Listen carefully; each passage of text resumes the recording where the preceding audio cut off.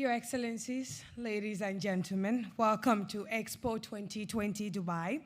And hello to everyone, and those of us also joining virtually as we are streaming on virtualexpodubai.com.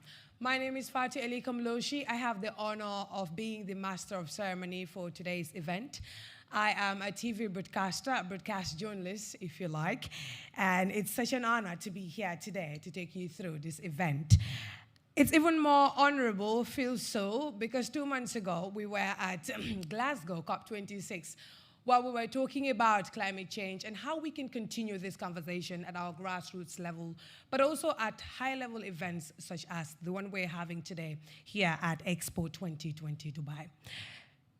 So, today we gather for Spotlight on Africa, spotlighting the Sahel, climate-resilient solutions for greater food security in the Sahel here at Expo 2020 Dubai. Welcome, because the Sahel region is a vast stretch of land, abundant with natural and human resources, and a great potential for growth. It hosts the world's largest renewable energy potential, beautiful natural sites, one of the fastest growing economies in the world, and the youngest population in Africa, with more than 200 million people under the age of 25 years. However, the Sahel is one of the most vulnerable places on Earth, with temperatures rising 1.5 times faster than the global average. Food security and desertification has shaped the state of the Sahel today and impacted the region's ability to adapt to climate change. Now, this highlights the need to rethink the global food systems and agriculture sector, which lies within the heart of the UN's Sustainable Development Goals. Ladies and gentlemen, we need to prioritize transforming food systems to end hunger and achieve food security for all by 2030. Today, our event co-curator, African Union's focus this year is strengthening resilience in nutrition and food security on the African continent, strengthening agro-food systems, health and social protection systems for the acceleration of human, social, and economic capital development. Today's discussion offers an opportunity to highlight challenges facing the dry lands and the Sahel, but also the vast potentials for economic transformation and human development available in these regions. During the event, we will discuss one of the most ambitious initiatives to create a climate-resilient solution, or Sahel rather, the Great Green Wall Initiative. Many of the Great Green Wall's collaborators will be joining us today here as well to provide their own experience and input. I'm looking forward to discussing the current state of the Great Green Wall and what we need to do to support achieving the goals and ensure we focus on the grassroots frontline communities in the Sahel. Like where I come from, we have young people also leading this initiative, and they're really targeting the grassroots organizations, grassroots people, and just grassroots authorities, local authorities across different regions. And as I speak to you right now, they're working on developing a district blueprint in the North Bank region of the Gambia, across the 7 districts of the North Bank region, and they will use this blueprint in the implementation of this agenda. And unlike Trump's wall, figuratively, the Great Green Wall is not really a wall, but I'm happy to let you know that it's more of a wall of trees, which is very beautiful if you imagine it. So we'll bring together government representatives, experts, and entrepreneurs to share their work and experiences while shedding light on climate resilient solutions, such as the Great Green Wall and the available investment and business opportunities. In addition to fruitful discussions we will have on reimagining a prosperous future in the Sahel. We have an exciting program planned, ladies and gentlemen, be rest assured. We also have 2 musical performances, one by Didia Awadi, a renowned Senegalese rapper, and Ina Moja, welcome, a Malian singer and activist. As well, to bring some of the Sahel to Expo. We have a photo exhibition set up on the overflow room just around the corner there. Please head over during the break as well to see some beautiful snapshots that showcase the Sahel, its people, and its natural beauty. So much greenery for a great scenery there. Well, we would want to thank our distinguished guests for joining this event and being an active part of the important conversations we'll be having today. Finally, I would like to thank Expo 2020 Dubai for providing the platform for these important discussions, as well as the African Union Commission and United Nations Convention to Combat Desertification, UNCCD, for their support in conceptualizing today's event. But before I introduce to you the first speaker for today's program, please be reminded that we still have COVID guidelines we'd like you to follow to ensure a safe environment for all. So kindly keep putting on your face masks everywhere across the entire Expo site, including this venue and plenary rooms. All the speakers are allowed to remove their masks once they're on stage and speaking. And please utilize the hand sanitizers you see around. We have stations across the Expo sites as well. And kindly mute your mobile phones while being here in the plenary room. Lastly, if you need translation during the events, you have your headsets there. You can utilize those. We have the Arabic on channel 1, the English on channel 2, French on channel 2, and English on channel 3. So please kindly make use of those as well, as we have various speakers speaking in these languages. Ladies and gentlemen, distinguished guests, we will begin this session with the opening remarks to be delivered by His Excellency Ibrahim Chow. His Excellency will do us the honor, and he is the Under-Secretary General and Executive Secretary of UNCCD, bringing almost 40 years of experience in sustainable development, environmental governance, and natural resource management. Previously, he was the Special Advisor to the Secretary General for the Sahel, supporting ongoing efforts to advance the recalibration of the United Nations Integrated Strategy for the Sahel, and served as the Assistant Secretary General and Deputy Executive Director of the United Nations Environment Programme, playing a key role in shaping the strategic vision and mandate. His Excellency will be speaking in French, so if you need translations, please find the headsets on your seat and do accordingly. Please welcome His Excellency.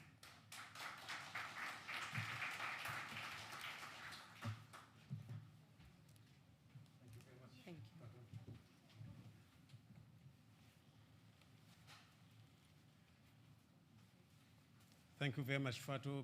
Good afternoon, Excellencies, ladies and gentlemen. I made a mistake of deciding to speak in English. I think I will regret it, but still. Excellencies, ladies and gentlemen, dear friends, welcome to this very special day of the Expo Dubai 2020. Today, we are here to celebrate the Sahel and its wonders. First, let me express my deep gratitude to the United Arab Emirates authorities for believing in Africa and in the Sahel, and for choosing Tuesday, some say Tuesday, 22 to 22. Yes, it's a palindrome day.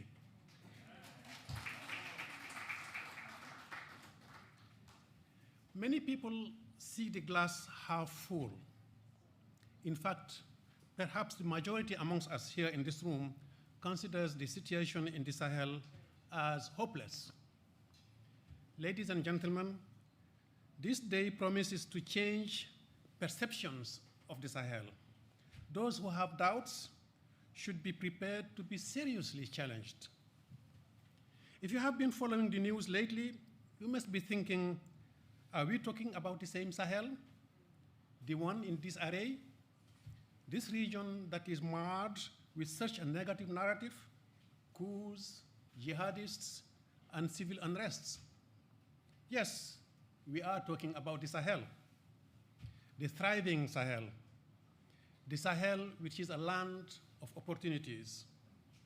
The region has sustained the steadiest economic growth in Africa. It's a matter of perception. I'm sure you are aware that the Sahel is a rich region. And that's the first myth we need to debunk. Rich, but poor. Rich countries, poor people.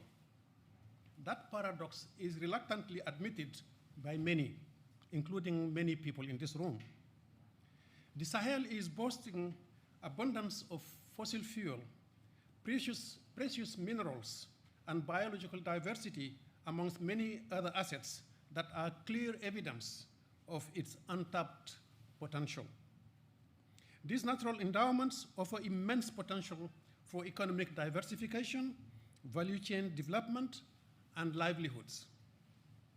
Yes, the Sahel may be energy poor, but it has infinite deposits of renewable energy, including one of the world's most promising deposits of green hydrogen, high sunlight, as well as wind. The Sahel's clean energy will be a game changer. The population of the region is the youngest in the world, a challenge that can be turned into an opportunity. Young people are energetic, and dynamic. Well-trained, they can drive sustainable development. What if we recognize youth as players for positive change, not as a burden? What if we help them identify opportunities for development, create startups, small and medium enterprises? Today, dear friends, you will get a peek at the Great Green Wall and its ever-increasing potential to restore land in the Sahel, create prosperity, and promote peace and stability. The Great Green Wall promotes the use of innovative technologies, including renewable energy. It empowers women and youth, notably in rural areas, promotes local value chains and sustainable agricultural practices. The Great Green Wall is a wall of hope, a wall of solidarity, a wall built on the premise of progress and prosperity. In 2021, the Great Green Wall has received a major boost, both politically and financially. A total of $19 billion have now been pledged to support the 11 member countries of the initiative, a clear indication that when land restoration is combined with economic growth and rural development activities, there is a strong interest. A more joined-up approach, integrating value chains with production, energy generation with food conservation and trade of foodstuff. This may appear counterintuitive, but arid and semi-arid lands generate superfood, such as the fonio and the baobab powder, as well as premier quality cosmetics, such as the shea butter. Perhaps, such as the United Arab Emirates has particularly important countries and partners, such as the United Arab Emirates have a particularly important role to play, sharing experiences, technology transfer, and sharing traditional knowledge, to name but a few. Dear participants, the success of this event will depend on what we are able not only to showcase, but to create here together and bring forward to the communities of Africa and in the Sahel. Change can happen by empowering the youth and women. In the Sahel, those under 25 years represent more than 65% of the population. Either we empower them, or else the region will never thrive. Any jobless youth who follows an irregular migration route is a potential economic loss to his or her society. It means they are no longer active in the home economy, and more importantly, economic migration generally puts their society at a disadvantage. On the other hand, empowered women can produce enough to feed not only their families, but also the rest of the communities. Before I close, I gently challenge you to reflect on the following questions, which to my mind are essential for the lifting of the region. First, how can we improve the governance in the Sahel and tap on its enormous potential? Second, how can we turn some of the current challenges of the region into opportunities, from its abundant sunlight to its large aquifers and vast landscapes? And third, what would be the business case for investments in the Sahel? In the wise words of Nelson Mandela, it always seems impossible until it is done. Thank you.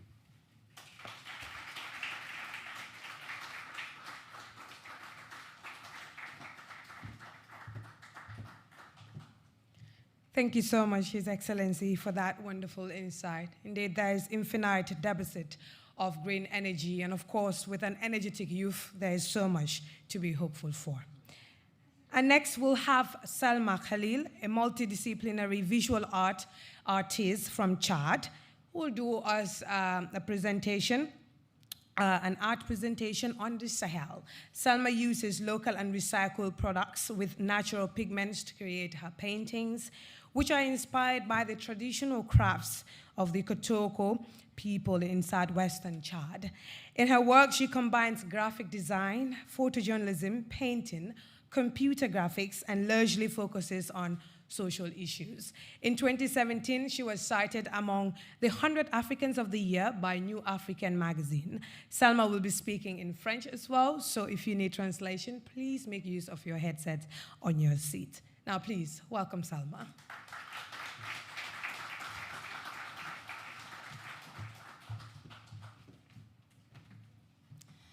Bonjour à toutes et à tous.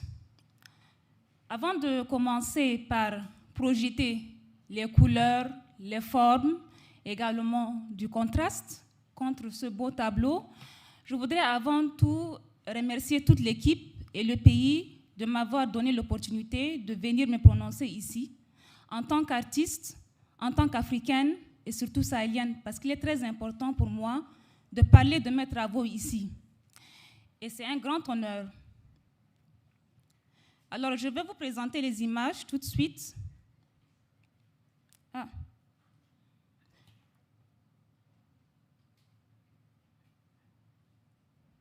J'espère que je ne suis pas en train de... C'est au milieu? Ah, voilà. Désolée, hein? Alors, ici, la première image illustre une situation qui se passe autour d'un point d'eau, parce que généralement, en Afrique, surtout dans le milieu rural, les femmes font des kilomètres pour aller chercher de l'eau, et cette distance, ces moments également de déplacement constituent un moment d'échange entre ces femmes-là. Et l'eau est un élément très important. Mais quelque part ici, j'ai apporté aussi des couleurs, parce que quand vous voyez un peu les images, c'est un peu déformé, un peu exagéré, et c'est mon style. Ici, cette image représente également une femme. Cette image représente une femme qui prépare du sésame moulu, parce que quelque part, les femmes au village, elles utilisent également ce travail afin de gagner des revenus. Ce sont des femmes pêcheuses également de la région des lacs Tchad, et toutes ces différentes images sont associées par les questions liées à l'entrepreneuriat féminin, mais aussi aux questions liées aux activités génératrices de revenus. Ici, ce sont des femmes également qui viennent de la région du nord du Tchad, généralement le Faya Lajou et puis le Tibesti, qui font des kilomètres. Durant, elles passent 6 mois pour aller chercher aussi des dattes et puis les revendre dans le marché. Ici, c'est une jeune fille qui récolte également des cailloux pour pouvoir les vendre. Et enfin, ici, nous avons un tableau qui est réalisé à partir d'une tablette graphique. En fait, toutes ces images sont liées par les questions qui parlent de la femme. En fait, quand vous êtes un artiste qui travaille dans une région comme le Sahel, vous ne devez pas seulement être cet artiste-là qui réalise des tableaux dans ce studio, mais quelque part, vous devez également être ce moteur de développement. Depuis 2011, j'ai embrassé les réseaux sociaux et donc, du coup, j'ai migré de mon studio à Facebook, Instagram et bien d'autres. Et cette migration a donné un résultat escompté, c'est-à-dire de 2011 jusqu'à 2022 aujourd'hui. Je me suis rendu compte qu'en fait, ce travail a impacté, il a impacté les mentalités de mes jeunes sœurs et puis également des jeunes générations. Quand je lis les informations, quand je lis les messages que les jeunes m'envoient pour me dire qu'aujourd'hui, ils voient le travail d'un artiste comme un élément pour gagner sa vie, pour moi, c'est quelque chose de très important. Pour moi, c'est que j'ai été quelque part pour eux un exemple. Et je pense qu'en tant qu'artiste, le plus important, c'est de pouvoir donner de l'espoir à ces jeunes frères. Parce qu'au départ, on ne considérait pas le travail de la peinture ou bien de l'illustration comme étant un vecteur d'information ou bien quelque chose qui peut vous rapporter. Mais aujourd'hui, ça a changé. Les mentalités ont changé. Et même moi, quelque part, ça m'a beaucoup aidé. Aujourd'hui, je vis grâce à la peinture et plein d'autres sœurs travaillent également autour de ce concept-là. Et je voudrais également dire qu'aujourd'hui, c'est grâce également à cette peinture, au travail que je fais, que je suis devant tout ce beau monde-là. Donc, je vous en remercie. Et j'espère qu'après avoir quitté ce lieu, je vais encore apporter plus dans mon travail. Merci beaucoup.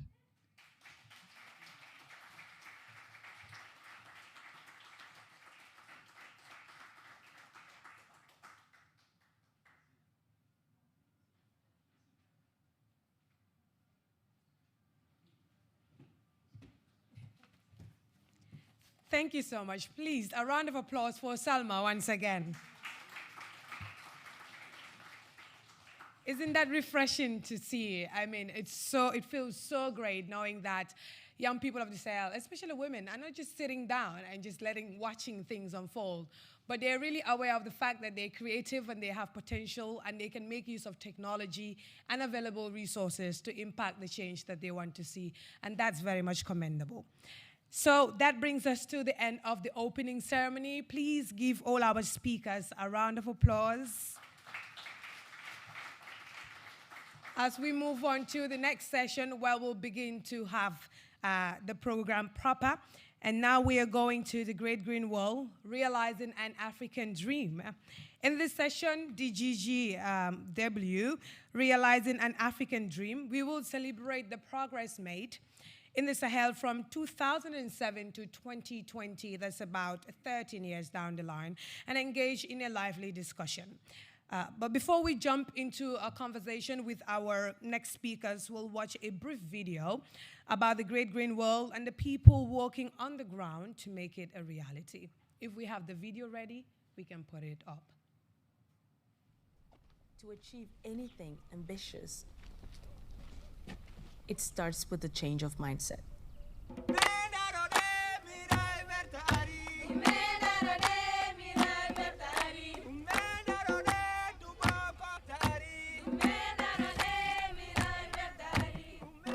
Concrètement, qu'est-ce que c'est la Grande Muraille?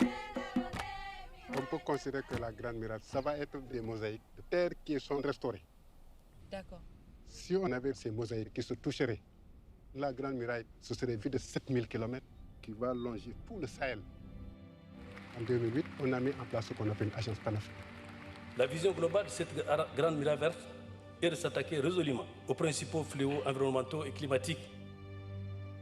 Mais là, c'était quelque chose qui était conçu par les Africains et qui était mis en œuvre par les Africains. C'est une grande vision. C'est un grand défi pour nous, mais pour les générations qui vont venir. L'ambition, c'est combattre la désertification, c'est créer des projets solidaires dans les communautés. Ça m'a intriguée. C'est la communauté qui fait toute la plantation. Ça aussi, c'est important. On ne peut planter que quand il pleut. C'est entre le mois d'août et le mois de septembre. Maximum un mois. Donc vous voyez un peu la cause qu'il va falloir faire.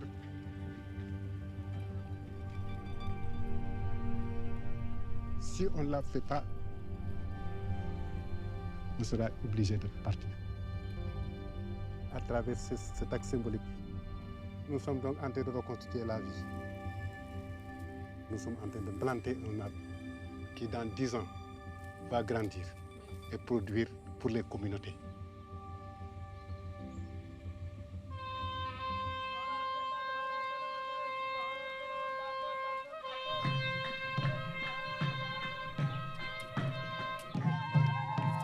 ዋናው ነገሩ እዚህ በመትከል ነው ለሱ መንከባከብ ደርቅ ሲመጣ ዝናብ ትንሽ ሲያጥር ያው የተያዘው ውሃ በሱ ተጠቅመን ያው ደርቁን እንቋቋማለን ማለት ነው ተፈጥሮ ተፈጥሮና ውሃ አቀናጅተን ከተሰራ በድህነት ያለው አካባቢ ወደ መካከለኛ ሀገር ይደረጋል ማለት ነው። ስለዚህ it's ambitious because it needs us to act on it.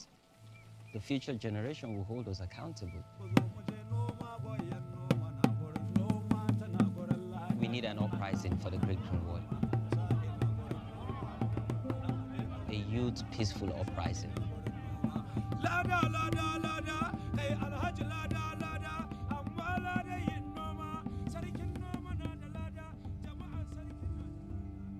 I might probably never see the end of this project, but we sow the seeds in our lifetime, so other hands may harvest. I cannot say we're going to be all right. It's up to us to write that story. It's up to us to create an African dream.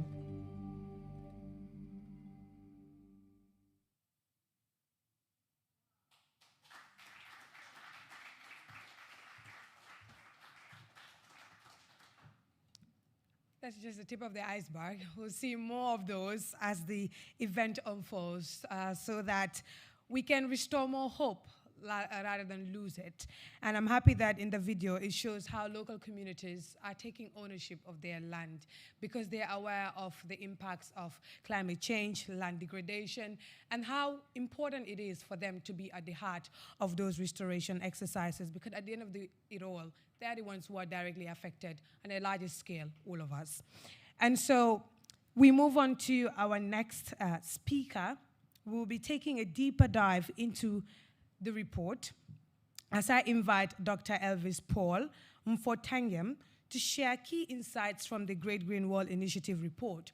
Dr. Elvis Paul Mfo is currently serving at the African Union Commission as the coordinator for the Great Green Wall for the Sahara and Sahel Initiative. He holds a PhD in business management and ecology and is a member of the Institute for Environment Science, Junior Chambers International, Commonwealth Forestry Association, and Certified Development Project Manager. Please welcome Dr. Elvis Mfotangem.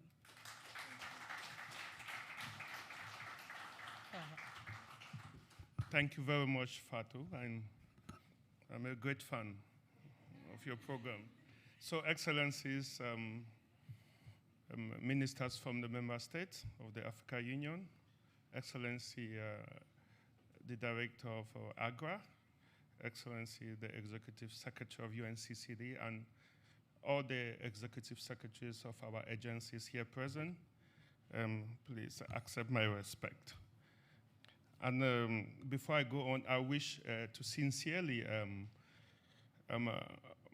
give the apologies on behalf of Her Excellency Ambassador Josepha Sako, who was supposed to be here with us from Brussels, but she fell ill on the way and she had to go back to meet her doctor. So she personally asked me to give her excuses to our Excellency ministers and our collaborators that are here today.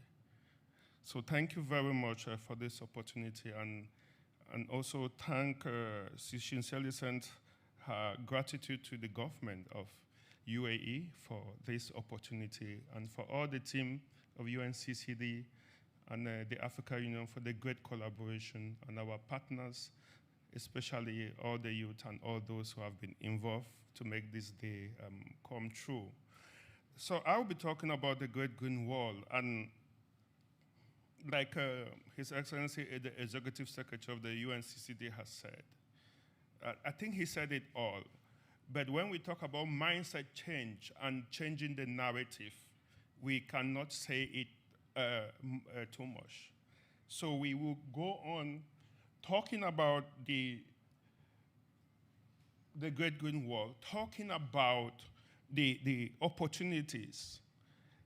For a very long time, we've allowed others to speak, to write our stories, and they wrote it according to what they saw. But I think this event and other events that would follow are going to give us another view of what the dry lands of Africa is and what especially the Sahel is. We need to flip the coin from the images of hunger-stricken children to the reality.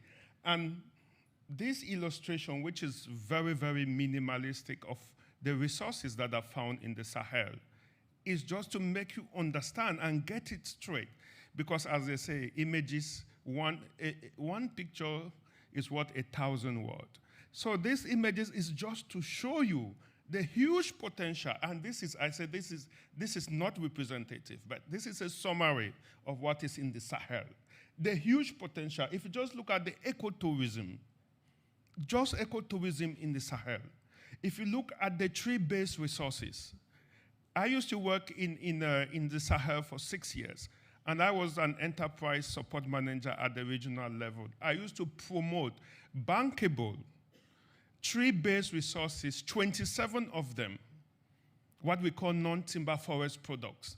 If you just take the shea tree, if you just talk the balanitis, if you just take the tamarindus, you talk the zezofus, look at the locust bean. These are international value chains that we tend to ignore, and we call this sector very nicely informal sector, which is a huge mistake.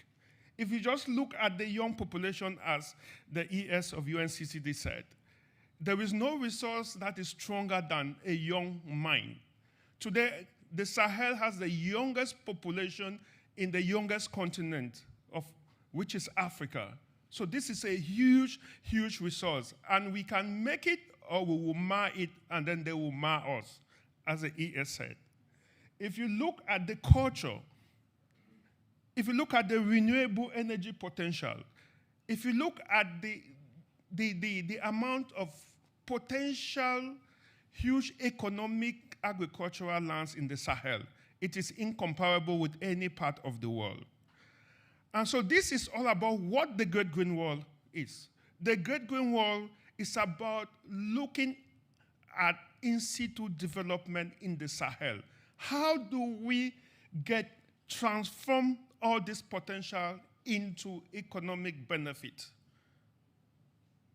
That is what the Great Green Wall is all about. That is what the Great Green Wall that was created at the level of the African Union, that is being implemented through an international partnership, is all about.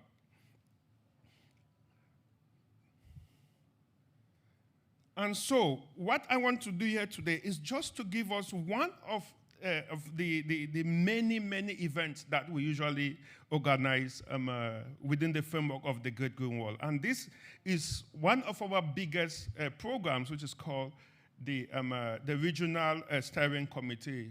That's bring together all of our key partners, all of the member states involved. And we had this meeting at the end of last year. And why I brought it here is because one of the recommendations that were made is let this report that comes out of this meeting become a biannual report that will be presented at the highest instance of the Great Green Wall. And some very key recommendations came out of these meetings that I would want us to share. And some of it was about knowledge management. Some of it was about enhancing application of local and indigenous knowledge, because the Sahel and Africa has so much indigenous knowledge that is being neglected, and we focus on imported knowledge that we try to do copy and paste, which is never really contextualized, and that is why we have failed projects, because it is never owned by our people. We need to get that. We need to get that we have our own experiences. And another recommendation was about nexuses. The Great Green Wall is not about tree planting, no. The Great Green Wall is about building on the resources that are available in this region. It's not about tree planting. And by the way, for a tree to grow, it is exactly like you bring up a child. You cannot say it's only about giving birth to the child. You need to think about health. You need to think about schooling. You need to think about food, nutrition. So for a tree to grow is a combination of taking care of the tree, taking care of the water, taking care of the land tenure, taking care of the animals, especially in dry areas. Otherwise, that tree will not even make the next day. So we must build on the nexuses, and that was the message that came out of this very important meeting. And there were other recommendations, like very innovative recommendations, like today the Sahel, we have more than 5 multilateral international group of soldiers stationed in the Sahel. We have the MINUSMA, we have the MONUSCO, we have all these soldiers, huge investment that have been invested in arms. What came out was that you cannot solve climate change with guns. You cannot solve problems that have been caused by climate change by deploying soldiers. Most of the conflict in the Sahel and in Africa is linked to natural resource access and use. You can't bring soldiers to solve that. Let us invest.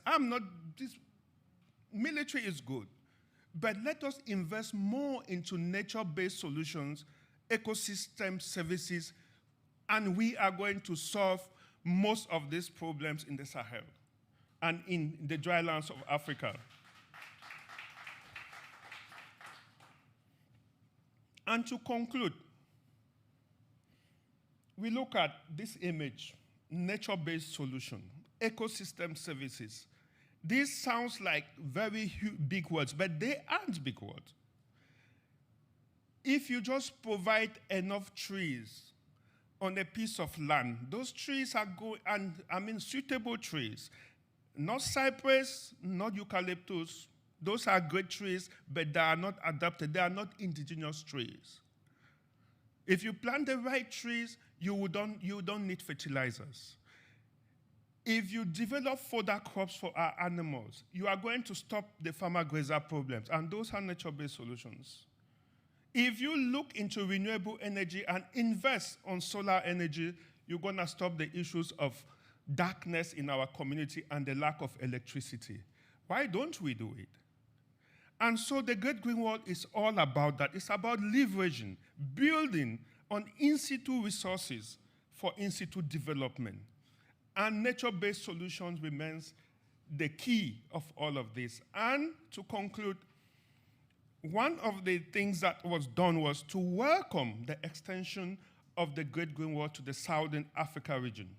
After a decade and a half of implementation in the Sahel, we thought that it was the right time to start leveraging and building on the successes, the best practices, and also the failures that we've had in the Sahel to start moving into the other parts of Africa that are also seriously affected by dry lands. And so since 2015, we've been working with the SADC Secretariat to ensure that the drought, the land degradation that is being exacerbated by climate change in the Southern Africa region also learn from the successes and the best practices in the Sahel so that we can all come together, because this program is a Pan-African program. And before I end, I would like to introduce Dr. Rita Bisonota. She is an Africa Union Head of Mission of the Africa Union International Center for Girls and Women Education in Africa. And she's based in the Sahel, in Burkina Faso. Madam Rita, s'il te plaît. We just want to see you, to say we acknowledge your presence. Thank you very much, Your Excellencies.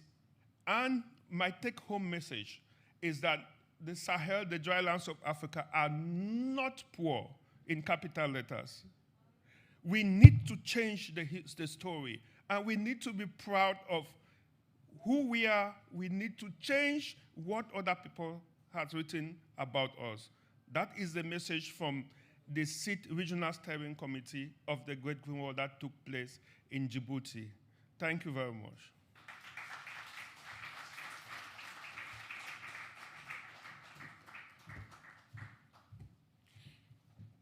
Thank you so much, Dr. Elvis, for that very brilliant and strong presentation.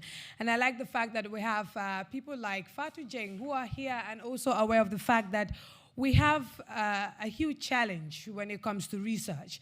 And even at the University of the Gambia, these are still issues that we are confronting. And I like that, you know, young people are aware of this and now want to go and study and come back to even higher institutions and be able to propagate that as well, so that we can develop critical thinkers and take ownership of our stories, like you mentioned, Doctor. And also for acknowledging challenges in the Sahel. And I hope we can also keep in mind cross-cutting issues, like you mentioned, around developing nature-based solutions. Now we'll move on to the next session, which is going to be a panel. And this panel is going to be moderated by Tabi Joda. It brings together cross-sectoral stakeholders to talk about the actions needed to achieve targets by 2030. Some of the speakers will be speaking in French, so if you can kindly find your headsets on your seat there. I'll just introduce Tabi Joda briefly, who is going to be the panel moderator. Tabi Joda is an ambassador of the Great Green Wall, a global award-winning indigenous agroforester, an author, an eco-entrepreneur. He is also a lead for the initiative 1 Billion Trees for Africa, which has planted over 3.7 million trees between 2010 and 2020, restored over 800 hectares of land, and created 192 land restoration-based jobs across 36 communities in the Great Green Wall. Please welcome Tabi. And may I just remind you that you have the screens in front of you, just so that you can time yourself. It will show you that accordingly. Thank you.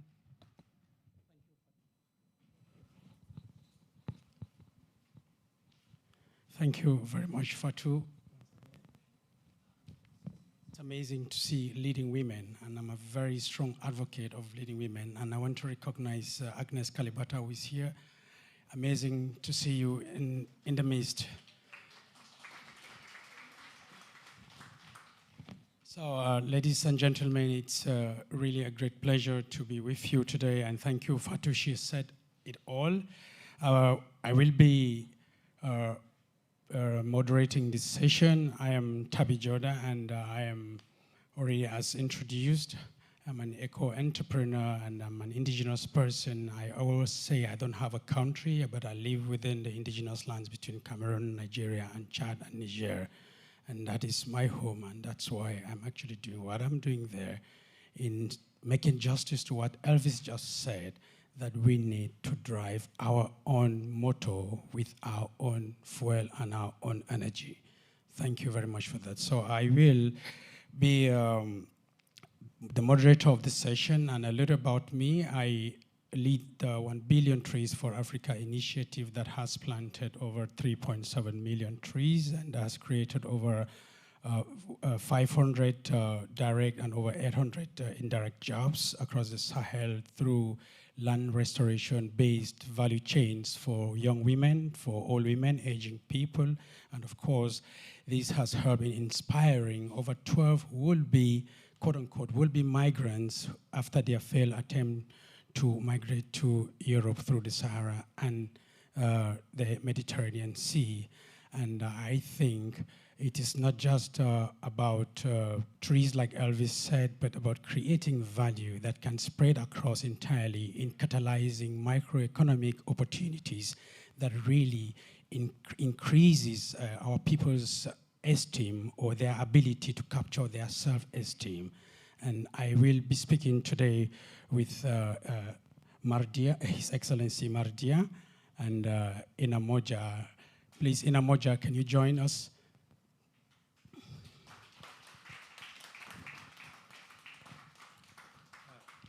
Inamoja is a Malian-French visual artist and musician. She's a UNCCD ambassador, land ambassador, CEO of Côte Green, She's also a protagonist of the documentary The Great Green Wall, which we just saw a couple of minutes ago.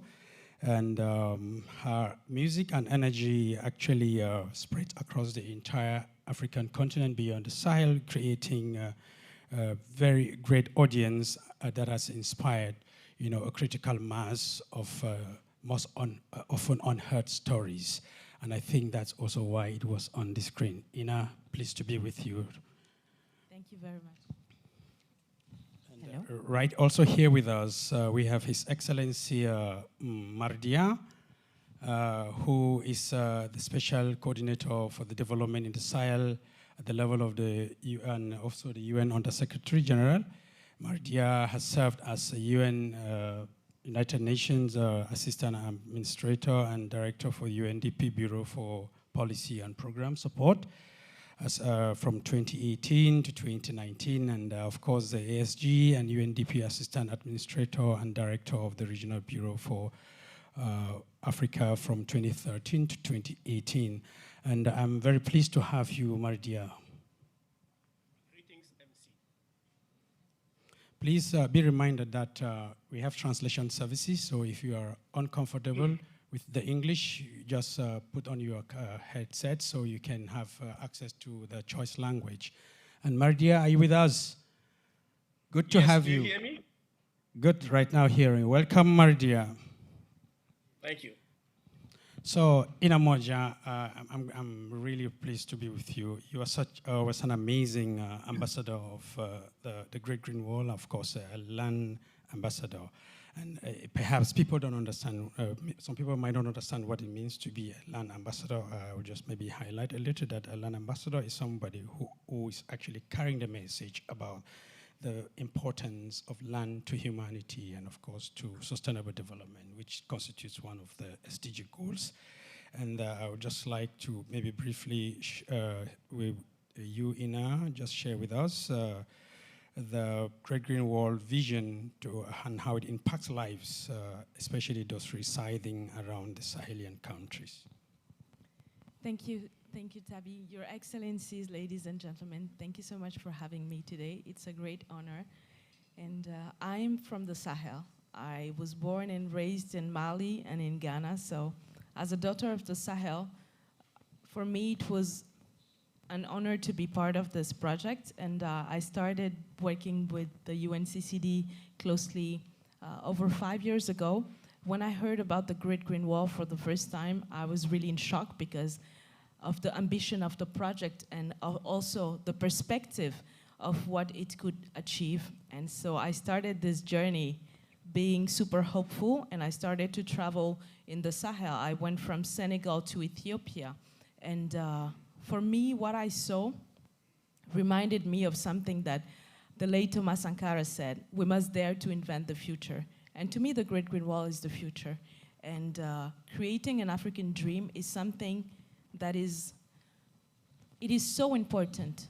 As His Excellency Ibrahim Chow said, we have to give opportunities to young people. There are so many young people, and they are not a burden. They are an opportunity for the Sahel to be built from the ground. And for me, as a Malian woman, and as someone who has been advocating for women and girls' rights for such a long time, bringing opportunities to also women and girls, it is super important because this is what is going to change the face of the continent.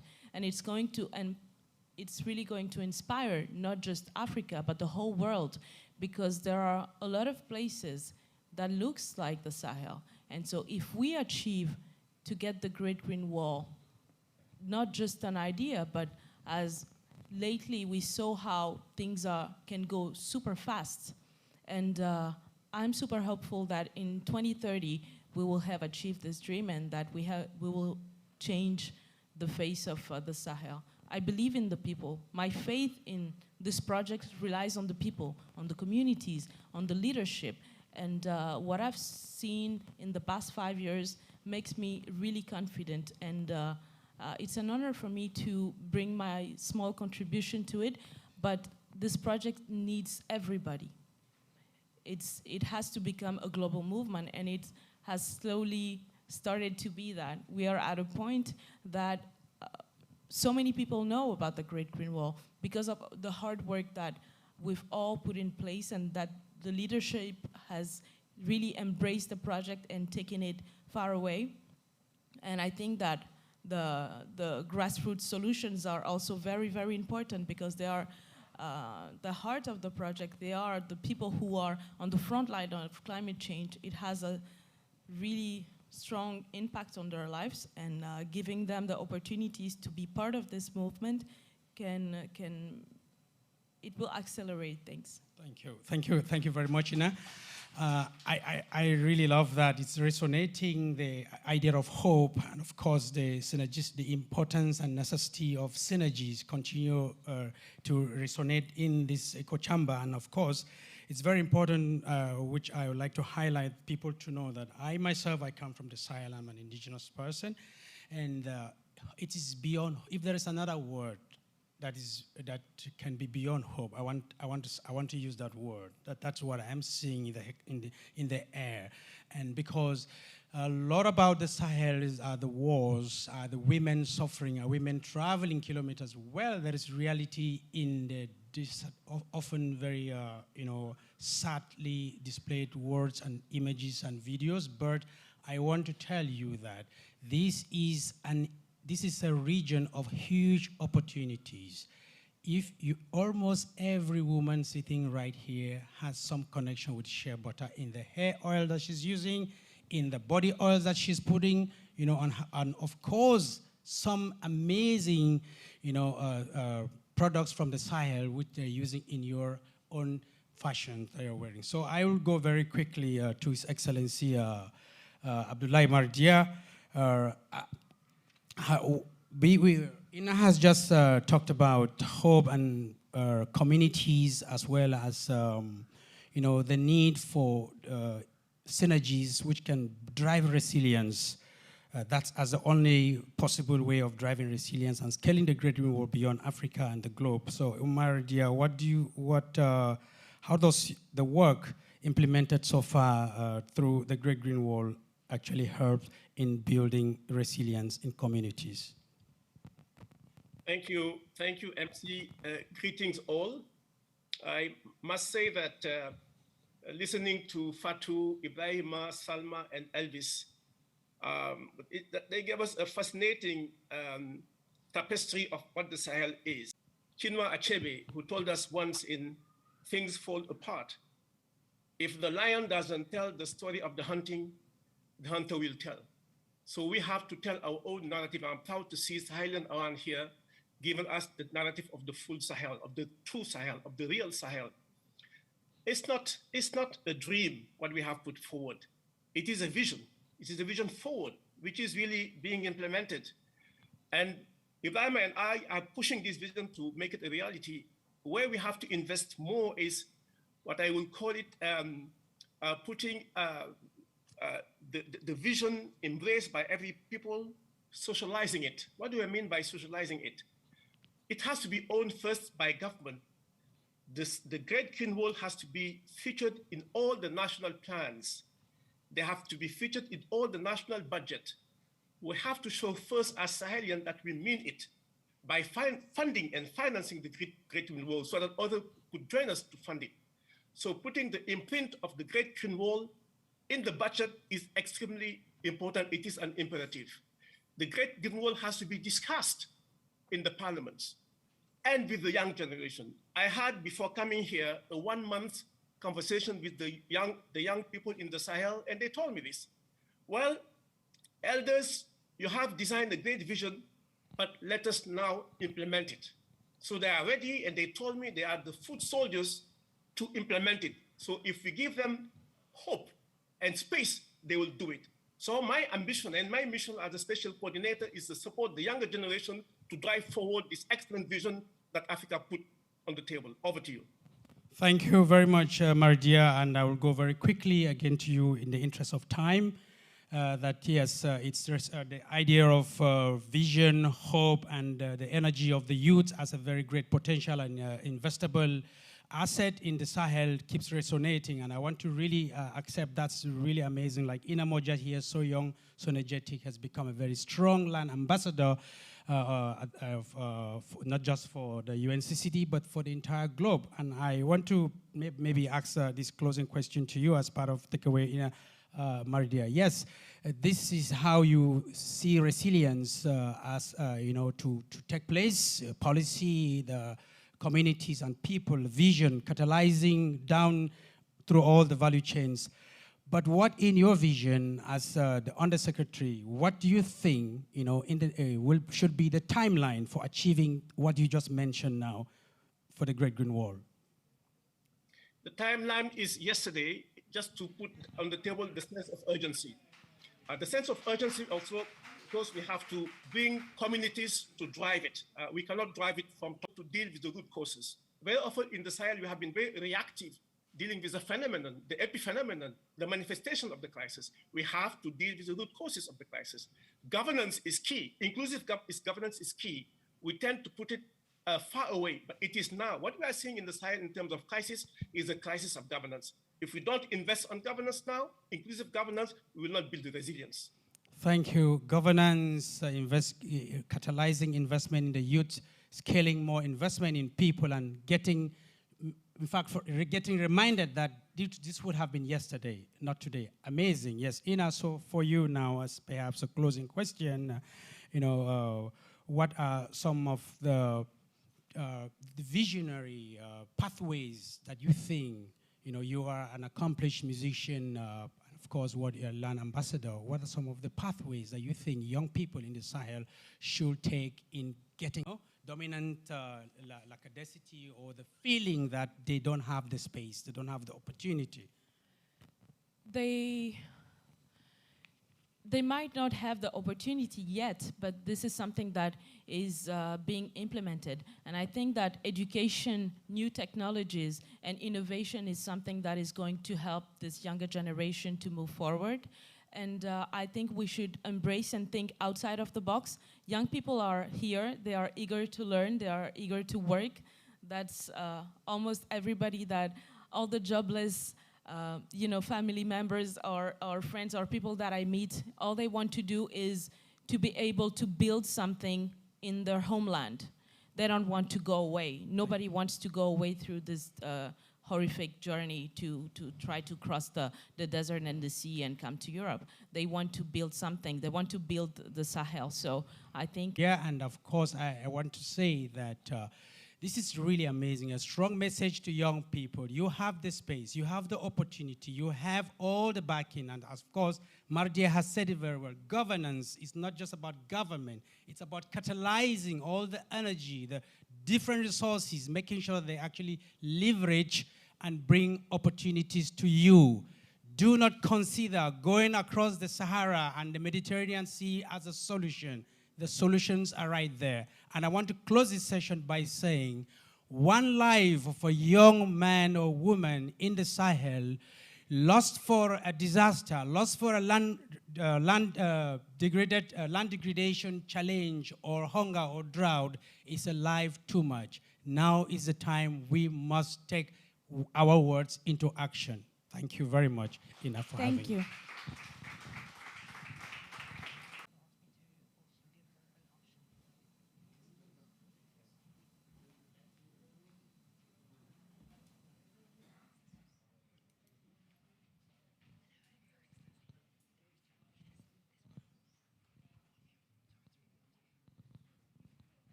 Thank you so much.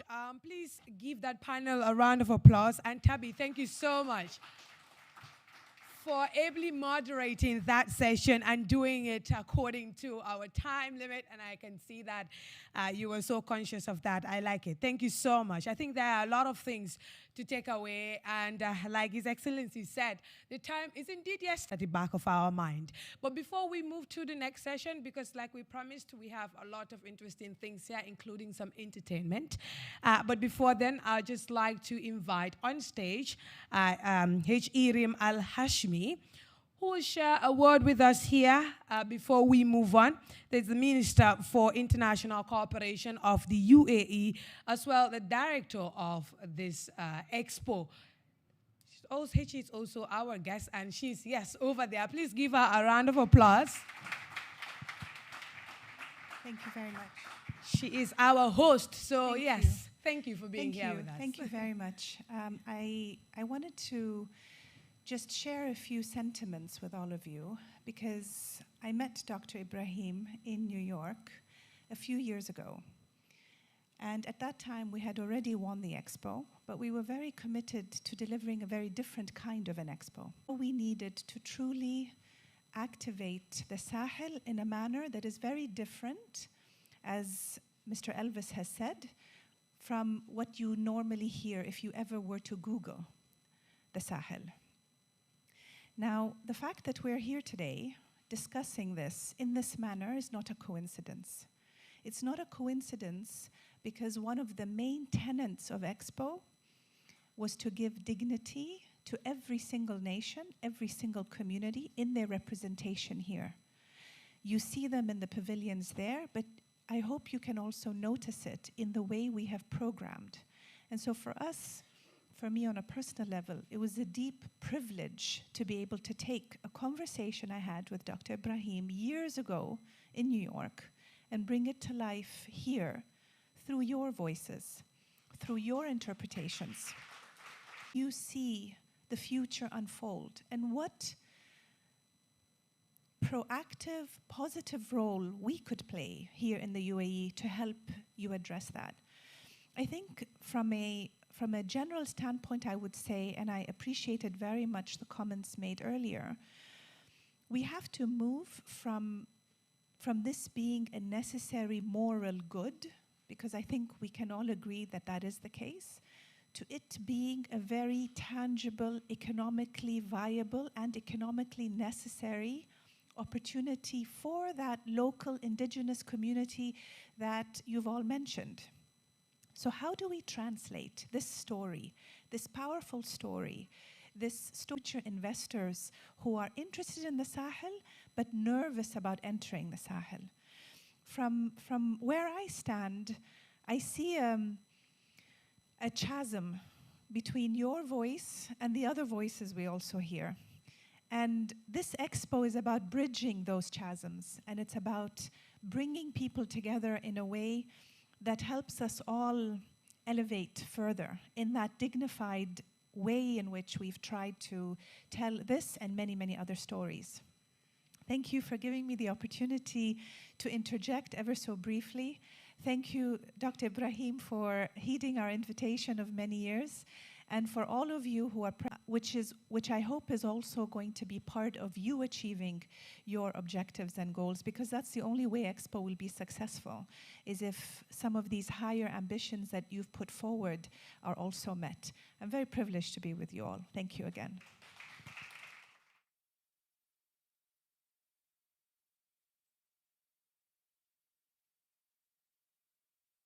See, I would have been mad at myself if I had let that statement stay, because it was so touching and so full of grace. And thank you for seeing the need to humanize the Expo and doing that with so much grace. Thank you. Please give her a round of applause as well.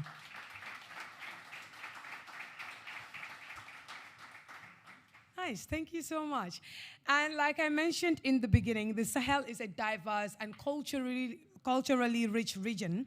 And many artists have used music to share important rapper, who is one of the most prominent figures of African Francophone rap, laureate of the 2003 RFI Musique du Monde Prize. He has had the path of a pioneer and trailblazer,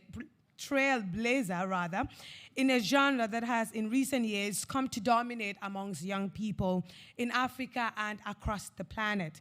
Both an artist and entrepreneur in Africa, He is an excellent example of this generation's ability to use technological possibilities of the modern world while also integrating the long-standing cultural knowledge of the continent.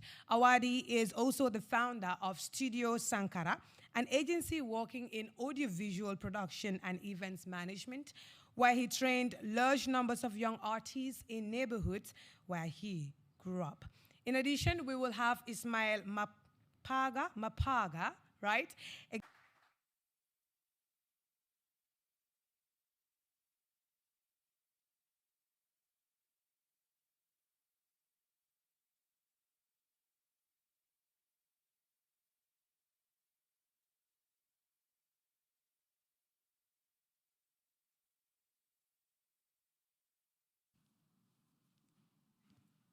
Un, deux, un, deux. Okay, in the monitor, please. Yeah. En tout cas, thank you, each and everyone. I'm really happy and honored to be here. UNCCD, thank you. Madame le ministre, on comprend pourquoi l'Expo est belle.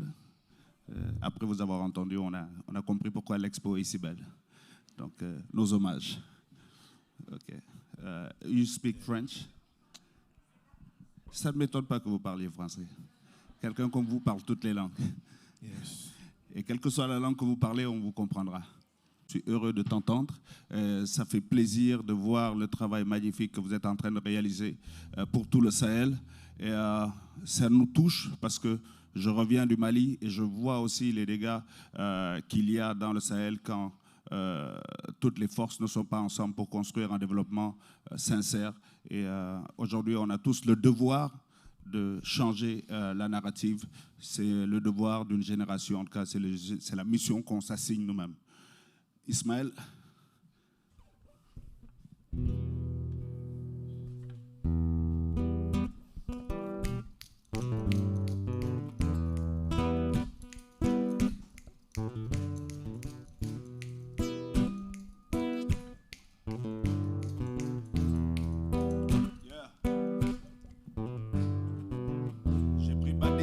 Oui, tout est clair. Besoin de nouveau et de changer d'air. Les kicks ne voient jamais le bis et les gismes ont pourri la voie. Malgré les coups durs, on a eu la foi.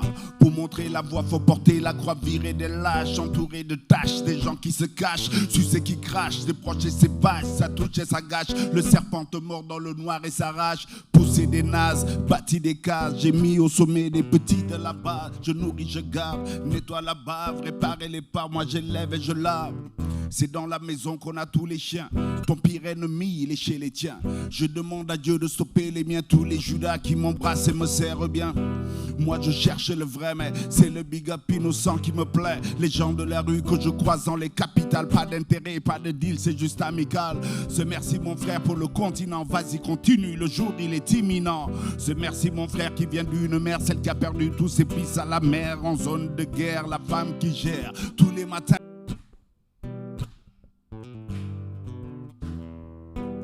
Yeah. Seigneur, donne-moi la sagesse de Salomon, la puissance de David, la lumière de Jésus-Christ, le pouvoir de Mohammed. Paix et salut sur lui. Seigneur, éloigne de moi tout ce qui ne comprennent pas, ce qui me fait bouger.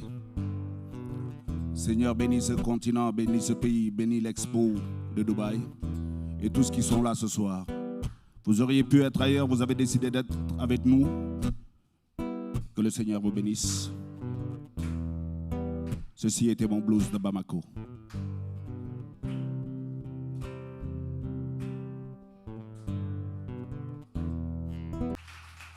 All right. Très souvent, les gens hésitent à m'inviter dans des assemblées parce qu'ils disent que je parle mal, ils disent que je suis impertinent. Ils l'ont tellement dit qu'à la fin, j'assume que je suis impertinent. Donc, on y va pour l'impertinence.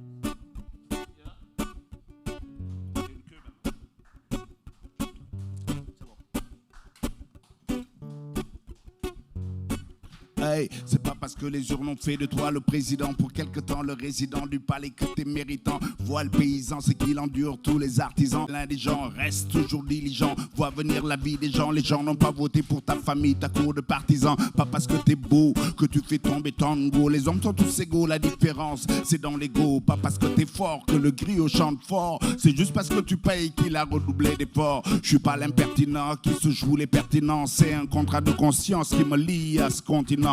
L'impertinent qui se joue les pertinents. C'est un contrat de confiance qui me lie à ce continent. L'impertinent, rien à foutre, non-événement. Impertinent, ils ont gueulé mes vêtements. Impertinent, pour les vrais je reste partisan. Le contrat de conscience est signé avec le continent. Impertinent, rien à foutre, non-événement. Impertinent, ils ont gueulé mes vêtements. Impertinent, pour les vrais je reste pertinent. Mon contrat de conscience est signé avec le continent.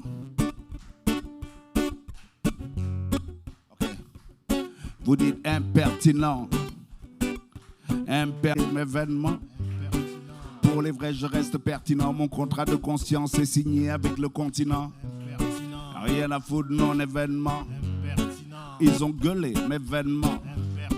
Pour les vrais, je reste pertinent. Mon contrat de conscience est signé avec ce continent.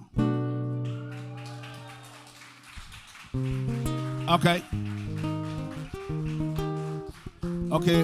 La Grande Muraille Verte, c'est une mission à remplir, à accomplir et surtout pas à trahir. Donc cette mission, on doit la remplir et chacun doit prendre ce message personnellement.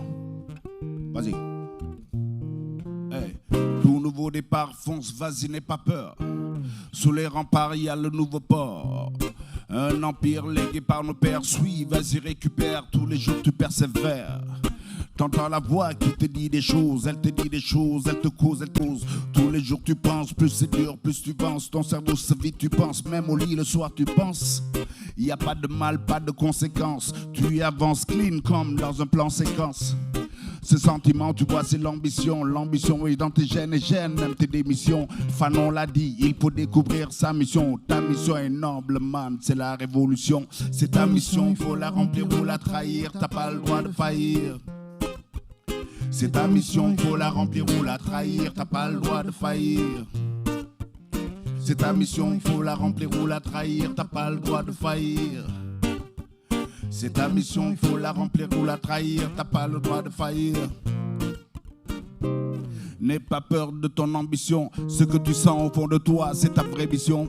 Fils, tu dois te mettre dans des conditions. C'est un combat, dans les guerres il faut des munitions. L'esprit est fort, tu dois t'imposer de gros efforts. Pas possible de coup succomber. Quand tu commences, faut tout prévoir, même le plan B. T'as pas le choix, sinon le navire il va tanguer. L'ennemi le sait, il te guette pour te plomber. No stress, c'est ça la voix des vrais leaders. Le tout c'est d'éviter les mouches à merde, tous les gros dealers. Fanon l'a dit, il faut découvrir sa mission. Ta mission est noble, c'est la révolution. C'est ta mission, il faut la remplir ou la trahir. T'as pas le droit de faillir. C'est ta mission, il faut la remplir ou la trahir, t'as pas le droit de faillir. C'est ta mission, il faut la remplir ou la trahir, t'as pas le droit de faillir. C'est ta mission, il faut la remplir ou la trahir, t'as pas le droit de faillir. Yeah. Ok. Je vois au décompte qu'il nous reste 3 minutes. On va faire un morceau de Ismaël Lo. Et pour moi, ce morceau devrait être l'hymne de l'Afrique. Et si vous connaissez le refrain. So, if you love that one, sing along, hein?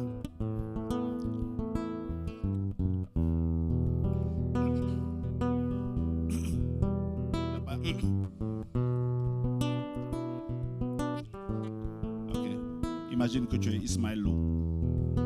Tu dis quoi? Africa.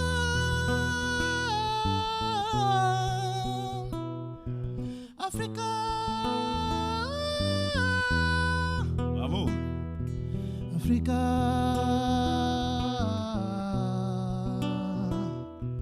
Africa. Mon Afrique. Yeah, c'est bien. Je vais te dire mon amour, quel que soit le son. Sur des beats différents, quel que soit le temps. Chanter ta beauté, t'avouer tous mes sentiments. Puiser dans la soul, la mélodie pour ton avènement. Je prends des risques, gravés dans des disques. J'ai prié tous les dieux, parié au jeu, tout pour mériter une petite place à tes yeux. Tatoué mon corps, j'ai ta marque sur le cuir, à l'encre indélébile, l'évidence qu'on ne peut fuir. Ah, rien qu'une fois, laisse-moi te prendre dans mes bras, je veux te pénétrer l'âme, te ramener la joie, te faire jouir des fruits sur la voie. Ce soir deviens ma reine, je t'aime comme un roi. Africa,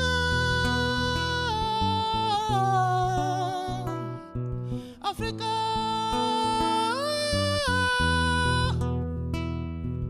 Africa, Africa, mon Afrique. Pas mal. J'ai observé le vieux cynique qui te drague, silencieux dans le creux de la vague. J'ai vu ce gars qui dit t'aimer mais qui te viole. Comment toi la pauvre, on te pille, on te vole. Oublie ces mecs qui vont te gaspiller les charmes. Je veux que tu le saches ou pas, je te fais des signes tous les jours, tu ne vois pas. Je te fais du bruit sur le passage, ça ne prend pas. Comment te dire en vérité, l'enfer c'est les autres. Le paradis que tu recherches, il est chez les nôtres. Rien qu'une fois, laisse-moi te prendre dans mes bras. Je veux te pénétrer l'âme, te ramener la joie, te faire jouir des fruits sur la voie. Ce soir deviens ma reine, je t'aime comme un roi. Africa,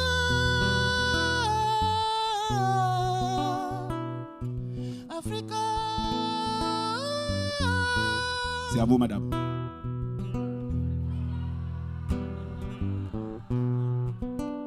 Louder. Ismaël, maintenant tu tires. Africa,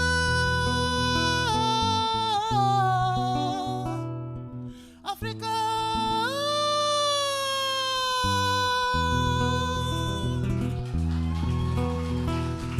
Vas-y pour eux. Africa, Africa,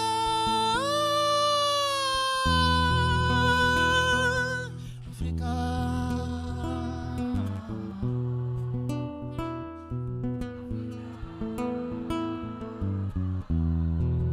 Merci beaucoup. Merci beaucoup.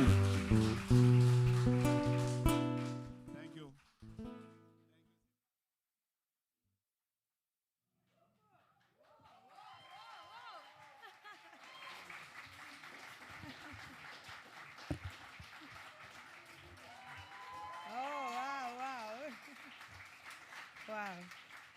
I've never felt rap.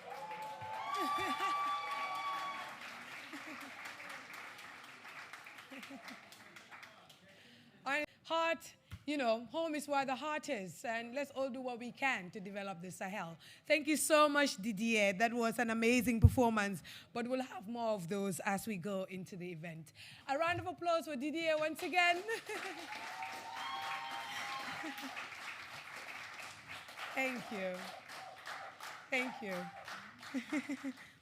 Thank you. And now we move on to the next session, right? We move on to the next session on innovation and entrepreneurship, which of course plays an important role in achieving the Agenda 2063. Startups, social enterprises, and small, medium businesses are integral to economic growth, ladies and gentlemen, as well as solving some of the key challenges faced in the Sahel. In this session, we will zoom into the practicalities of starting and running a business, solutions that address food security and promote more resilient communities. But first, we'll have a demonstration from Senabu Jeng, who is the CEO of Maya. And before she comes, just a brief intro into Senabu's biography. Senabu Jeng is a social entrepreneur living between Mali and Senegal. In 2017, she founded Maya, a food processing company that uses raw materials from local agriculture and integrates small producers into its value chain. Ladies and gentlemen, please welcome Senabu Jeng. You're looking beautiful in that garambuba. And just so you know, we'll have a Q&A right after Senabu's presentation, so you can keep that in mind while she's doing the presentation. I'll come to facilitate that. Senabu. Thank you, Batu.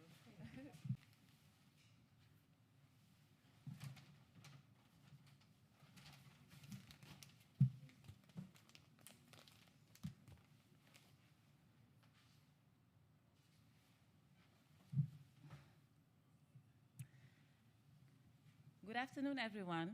I'm very happy and excited to be here today. I want to especially thank UNCDF for the invitation and the Expo Dubai for this great opportunity. I will tell you a small story. When I told my grandmother I was coming to Dubai, she was so excited. She made some great duhas for me and for my business, and she told me, I hope your products will be distributed in Dubai, Paris, and New York. The funny thing is that the last time I went to Accra, she was not, sorry, I put the mask. I went to Accra. She's from an old generation when opportunities used to come from abroad. Now, we, the young generation, it is critical for us to create solutions for our own market first, and then for the global market after.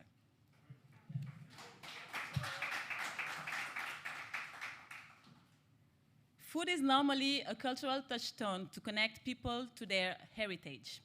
I grew up this way, and I felt when I was a young girl that everything my mother used to cook was good. Nowadays, a lot of people eat food that has nothing to do with their local communities, which is a pity. And like in ECOWAS, for example, 40% of the food we eat is imported. Totally breaking the food chain and creating a lot of food insecurity, youth unemployment, and of course, poverty. I created Maya to create opportunities for our local farmers. We are in a mission to reconnect African consumers with locally grown and processed food. 4 years after starting this venture, I'm very humbled to share these achievements.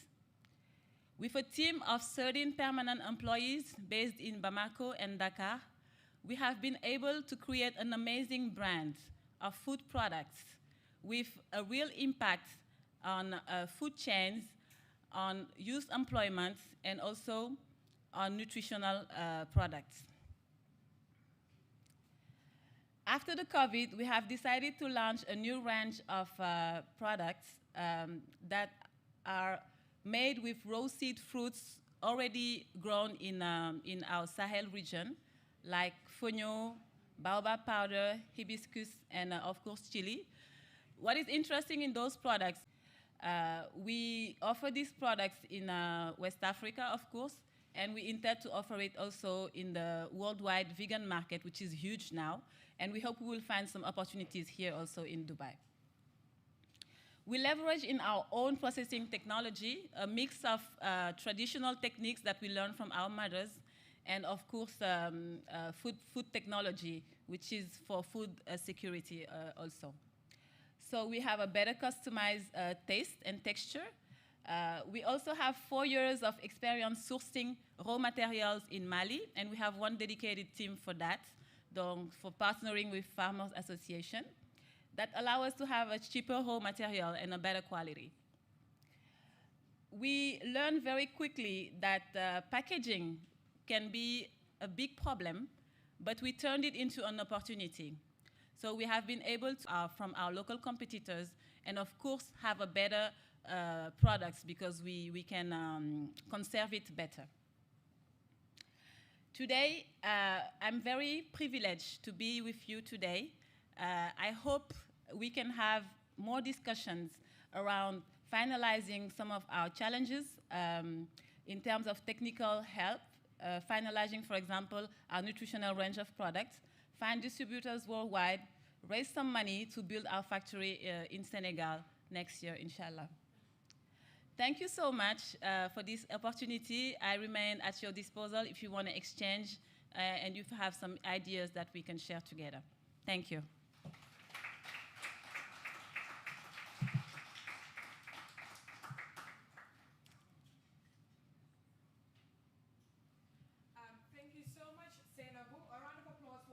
On questions. If you have any, I'll just pass this around. Just 1 or 2 questions that she can answer within 3 minutes, please. Any questions for Senabu? Yes, okay. I'll come right here. All right, there's one there. Go ahead, and then I'll come to you, lady in the front. Thank you very much for sharing your story. It's very impressive and encouraging because you are using dryland crops. My question for your factory is, do you have any food system certification, or are you planning to have one to ensure the quality and safety of your food? Yeah, thank you so much for the question. We have a big problem that I think the Great Green Wall can address. We need to harmonize everything which is related to food certification and food normalization. For example, I have my own country certification to produce my products, but whenever I want to take my products, have distributors, we have to create other certificates. So it will be for us a great opportunity for Sahelian entrepreneurs like me to have one and a single label, a single certification to be able to trade around, in the Great Green Wall. Thank you so much. Thank you. And we have the ma'am in the front, yeah. Yes, please. Thank you so much. Thank you so much for your amazing presentation. And I hope you have products that some of us can snap in and buy if possible. A lot of the conversation when it comes to the Great Green Wall has been moving into really developing the value chains across the Sahelian country. And I think your product really speaks of the opportunity and the vast arena of products that can be.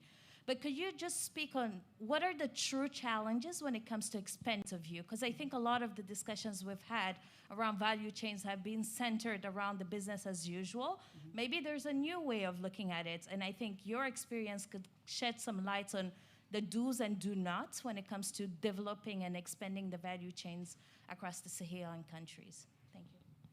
Thank you so much for the question. I have like two or three, not much products, but yeah. So yes, indeed, it's. I started this venture 4 years ago, and before I was working in the development sector. I was working on an USAID projects funded in Mali. So I went through a lot of areas in the country. I know 5 regions in Mali, from Sikasso to Mopti, and I've seen how the value chains are fragile. What we started in the beginning was making sure that we will have the raw material. And I think you need to have a facility, like he said just before. You need to have some certifications. And it's a long process. It's a costly process. Then you have these local partners. You have also the grants. The grant system is interesting, but you really need to be, it's tough. Let's say it like that. So to get finance, we are always told, okay, you have this opportunity, but to really go get the opportunity, it's not easy for any entrepreneur. So the problems that we have now as a company who intend to export in West Africa is the traditional logistics problem. For example, my factory is based in Bamako. I trade in Dakar and go to Dakar to ship these products. You have some quality issues. You have the traditional non-tariff barriers that you have at each border. And you have to find the right people to do this, I mean, to take your products from a place to another. And sometimes you have to go into, sometimes it's difficult to have the partners to do that. So for me, logistics, finance, those are the big problems that women have. Packaging is not an issue. I said every time, packaging, you have money, you buy your packaging. You know, so we need technical assistance, especially, I would say, on the logistic part. Thank you. Thank you so much. I would love that we take more questions, but unfortunately, we've gone past the 3-minute time. So we'll just keep that for the next sessions as well. Please, a round of applause for Seinabu. Thank you, that wonderful presentation. Now, we're still on entrepreneurs here. Mesa, who is the founder of Sahel Cafe. Yes, please, you can go on. Right, just a brief intro. She is the founder of Sahel Cafe, a coffee shop that uses date seeds as a coffee substitute. She is also an executive member of Young Sahelian Network. Please welcome her on stage. And to let you know, you would also have 3 minutes to ask her a few questions, as we did with Seinabu as well. So please, Taslim, the floor is yours. Sorry? I'm going to speak French. Oh, okay. So she's going to speak in French, so please make use of your headsets. Thank you. Go ahead. Bonjour, mesdames et messieurs. Honorable guest, substitut de café produit à base de noyaux de dattes. Donc, en commençant mon histoire, donc une jeune étudiante, après l'obtention de mon licence, j'ai voulu continuer le master. Donc, à ce moment-là, il me fallait de l'argent. Donc, j'ai cherché de boulot. C'était un peu difficile de trouver un boulot à ce moment-là. Donc, je me suis investie dans ce projet dont je suis comment dirais-je le mot? Ah oui, je suis inspirée de ma grand-mère qui pratiquait la médecine traditionnelle et qui nous fabriquait une boisson chaude et fortifiante, disant donc qu'elle est une alternative du café produite à base de noyaux de dattes.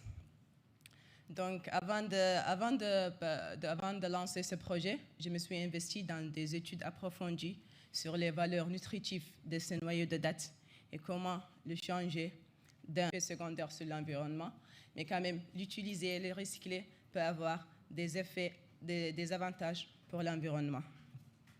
Donc, thank you.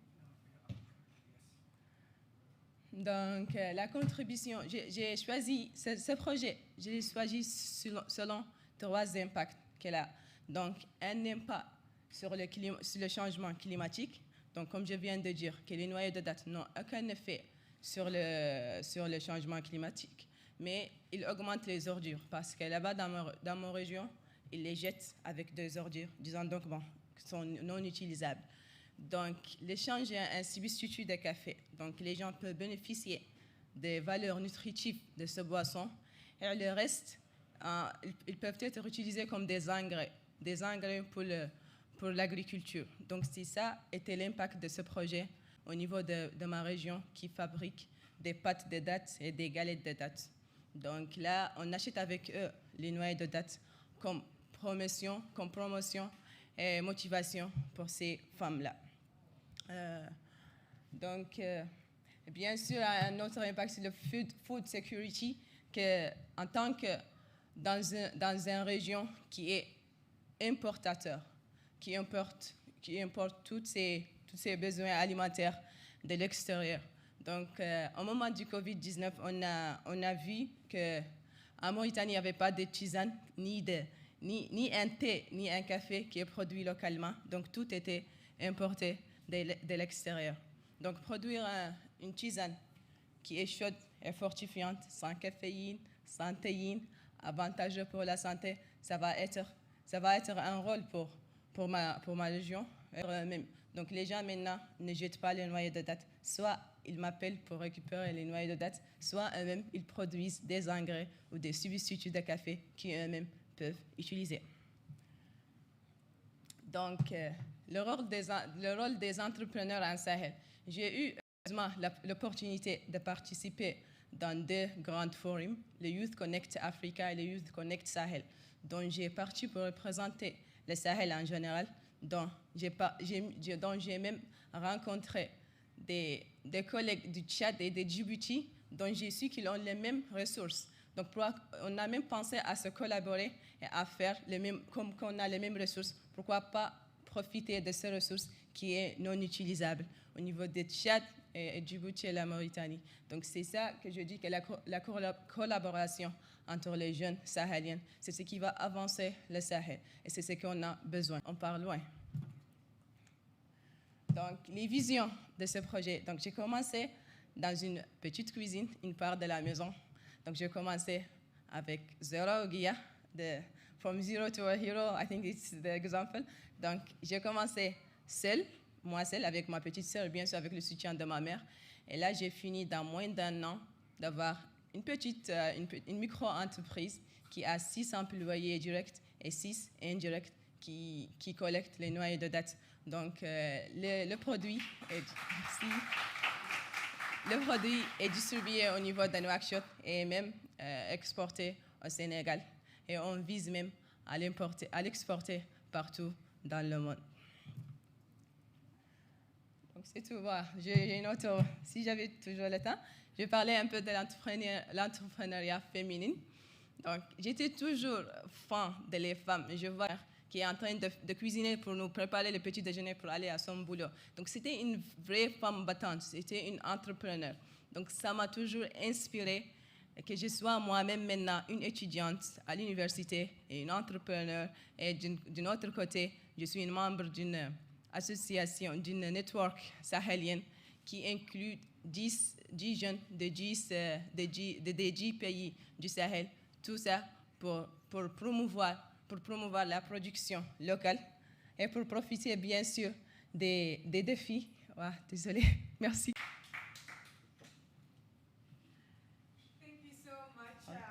Teslim, please, a round of applause for her once again. So she has 3 minutes for your questions. Anyone with a question for Teslim? Okay, we'll start with the ladies, yes.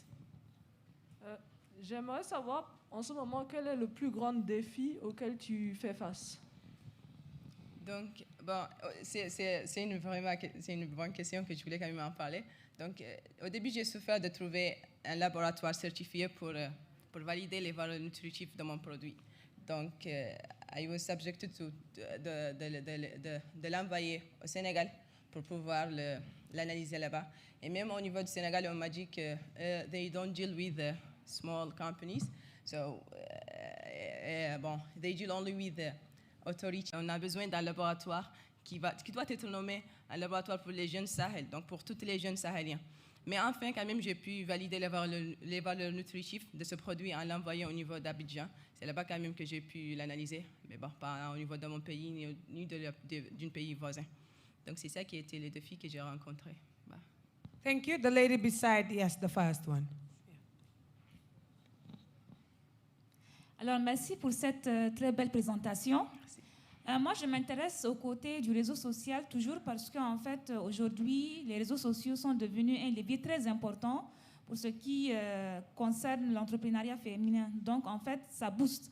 Moi, je voudrais savoir comment les réseaux sociaux et l'Internet en particulier a joué un rôle dans la promotion de vos produits et comment il a pu apporter également de la valeur. Merci. Merci beaucoup. Donc, là, l'UNCCG, merci à l'UNCCG et le produit. Bon, j'ai eu énormément des appels. Bon, même la Mauritanie était fière de moi. Moi-même, je suis fière d'être de ce pays. Donc, j'ai fait beaucoup des interviews là où j'explique comment je fais ça, les défis que j'ai rencontrés.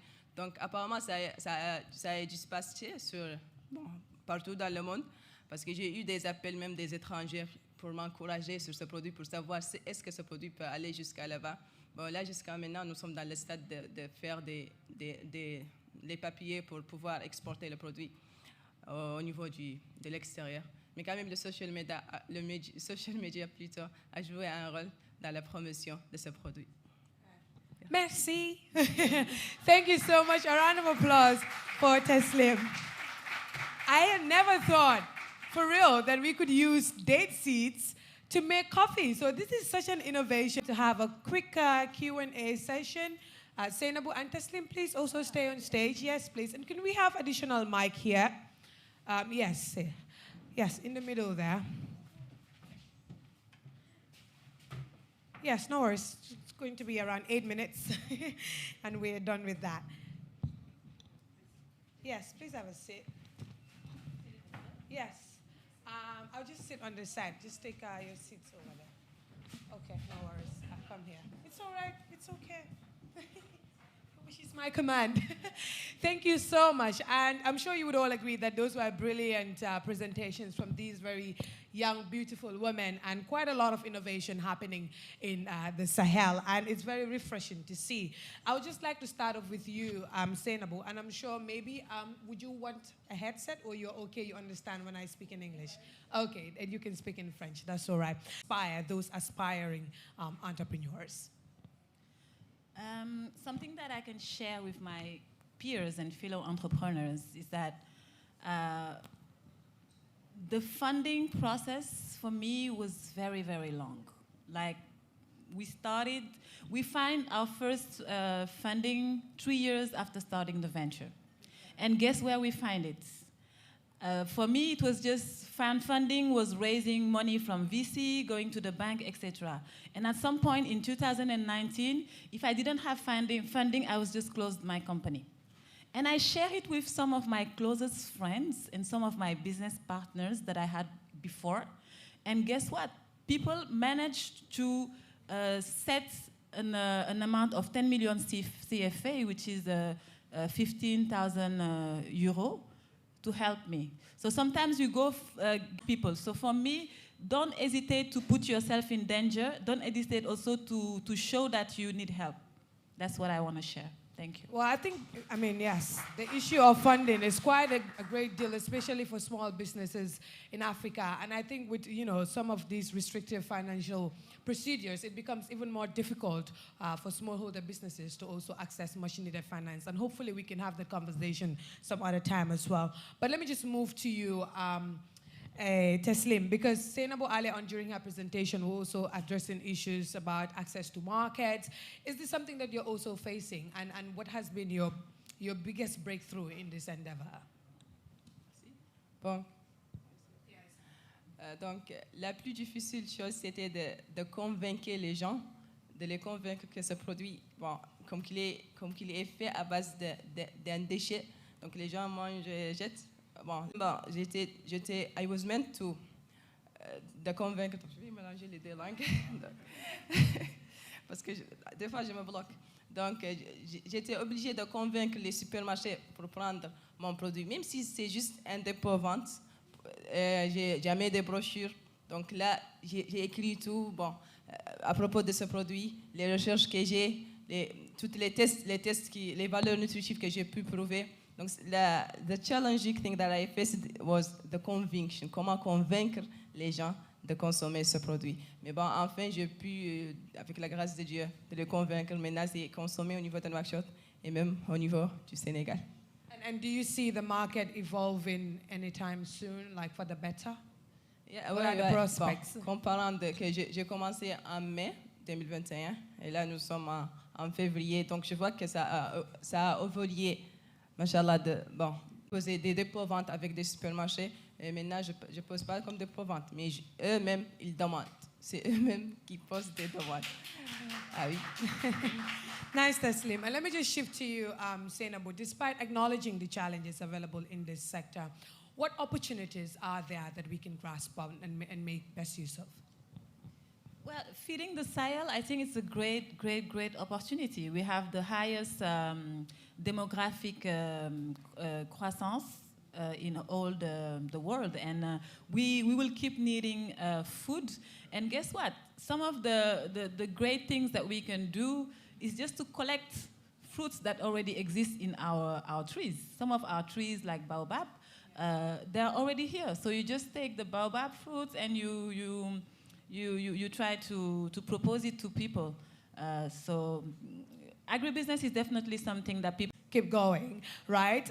Despite all of these issues, what would be your advice to these entrepreneurs who are also faced with similar challenges? Be the best in your domain. Entrepreneurship. I like that. Yes.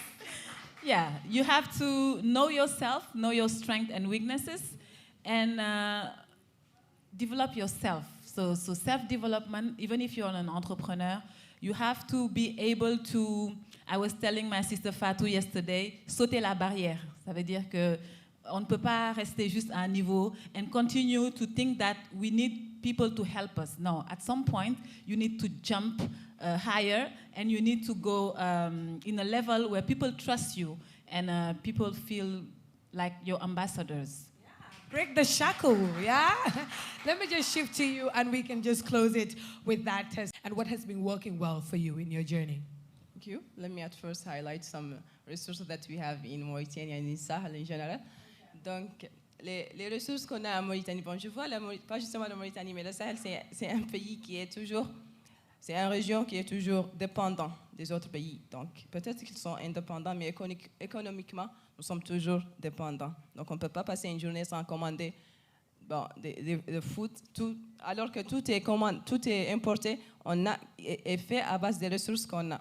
Donc j'ai beaucoup d'exemples, comme l'exemple du sardine et du thon qu'on importe, alors que ces poissons sont exportés dans notre pays pour être emballés, et, entrer dans des usines et transformés au niveau d'autres pays et revendus in our land. Not only fish, we have also the dates. The dates in Mauritania, on importe les dates de l'Algérie. J'ai rien compris, bien emballé, the packaging, mais notre date n'est pas bien emballée. Pas justement ça. On a plein de choses. On a le fer et on importe toutes les pièces détachées des voitures. Donc, nous ne sommes pas formés sur comment produire des voitures.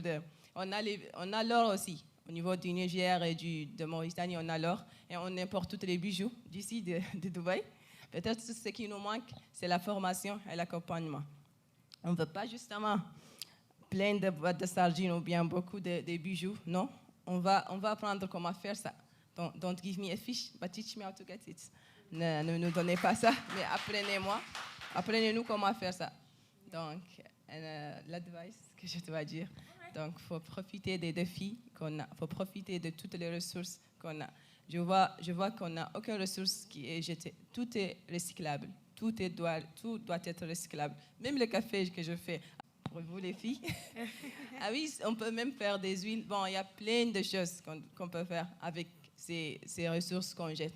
Donc, profitez, comme j'ai dit toujours, profitez des défis que vous avez, des ressources que vous avez. Merci. Very well. Please, a round of applause to them, though.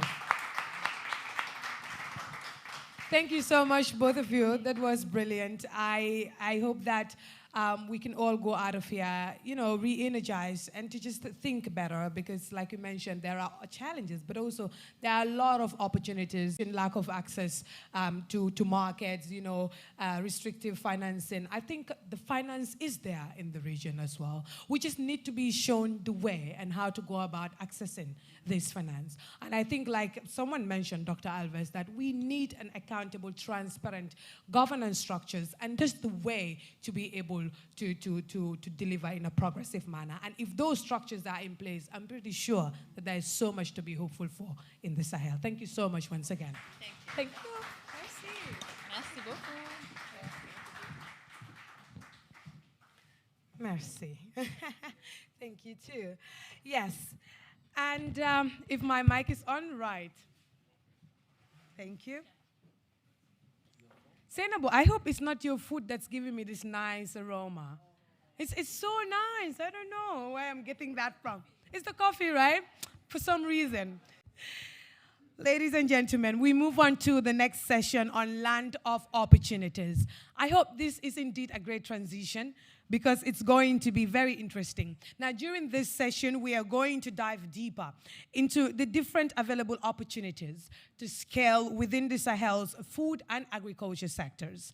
True progress and development can only be achieved through effective investments, entrepreneurship opportunities, and international partnerships, creating an environment that enables greater food security and more resilient agriculture systems. Of course, investments are not only limited to financial investments, but also knowledge and talents that contribute to reimagining existing systems, like we mentioned earlier. Green economy is something often discussed in contexts such as the Sahel, especially since it opens new opportunities for entrepreneurs while prioritizing economy projects that can be replicated to other regions around the world. The right opportunities can help foster a green economy, which can support the Sahel's development while reducing environmental risks and ecological sacrifices. And before we move on, I'd like that we take a look at this UNCCD Green Economy on the Rise video, which highlights an example of a green economy initiative.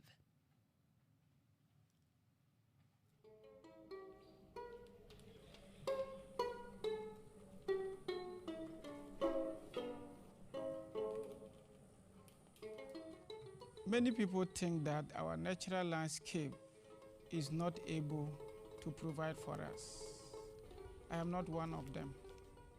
I believe that it has everything our communities need to develop and flourish. We just need to look more closely. I was born in a which relied on Islam for a living. Over time, we started to notice some challenges on the environment. Our people stopped caring for the land, leading to deforestation, which caused water and soil degradation. Communities started to struggle to survive, and some started leaving to cities and other countries. We, the local youth, decided to do something. How could we turn our local resources into sustainable livelihoods? Baobab fruit baked in the sun for 7 months. So when it's opened, the pulp is dried. We sieve it to make a fruit powder. We believe if we could sell this fruit outside of Ghana, we could create a new source of income for the women who look after the trees.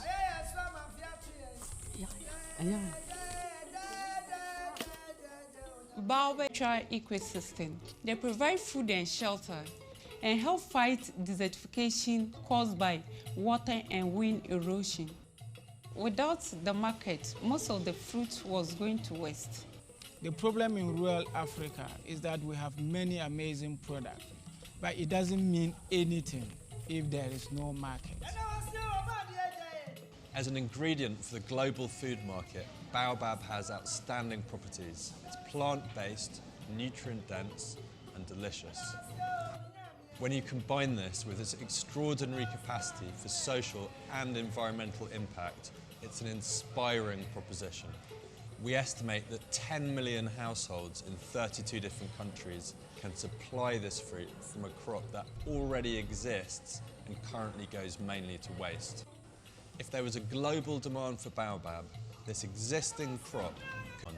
By raising the profile of innovative ingredients like baobab, we catalyse new and sustainable markets for small-scale producers in Africa, a model which has proven successful in northern Ghana. As a result of our partnership with Aduna, we had a market and we could focus in building the supply chain. Working with women cooperatives to harvest and process their fruits, and because the fruits have more value, they started to plant more trees. The impact of this new income of baobab on the woman and their family is life-changing.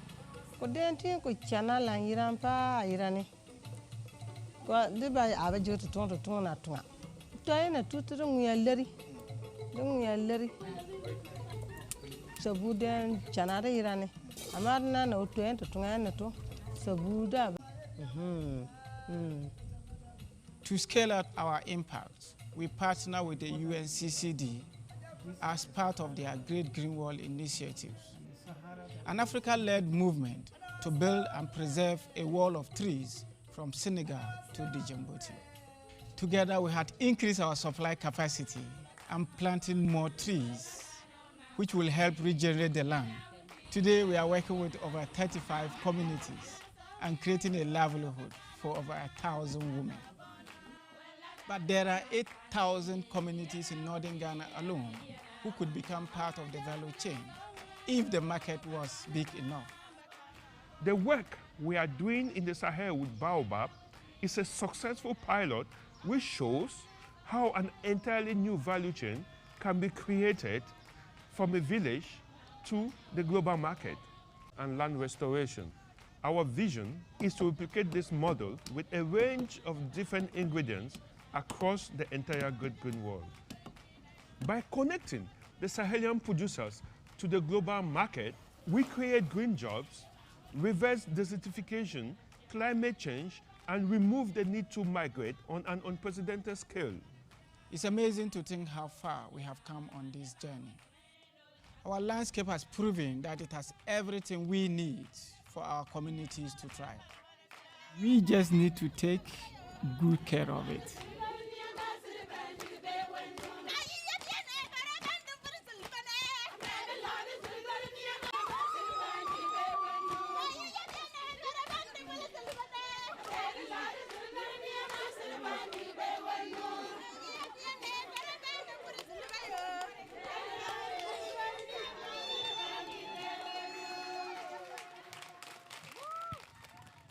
Thank you so much. In the Gambia too, you see baobab everywhere, especially when you go into the rural areas.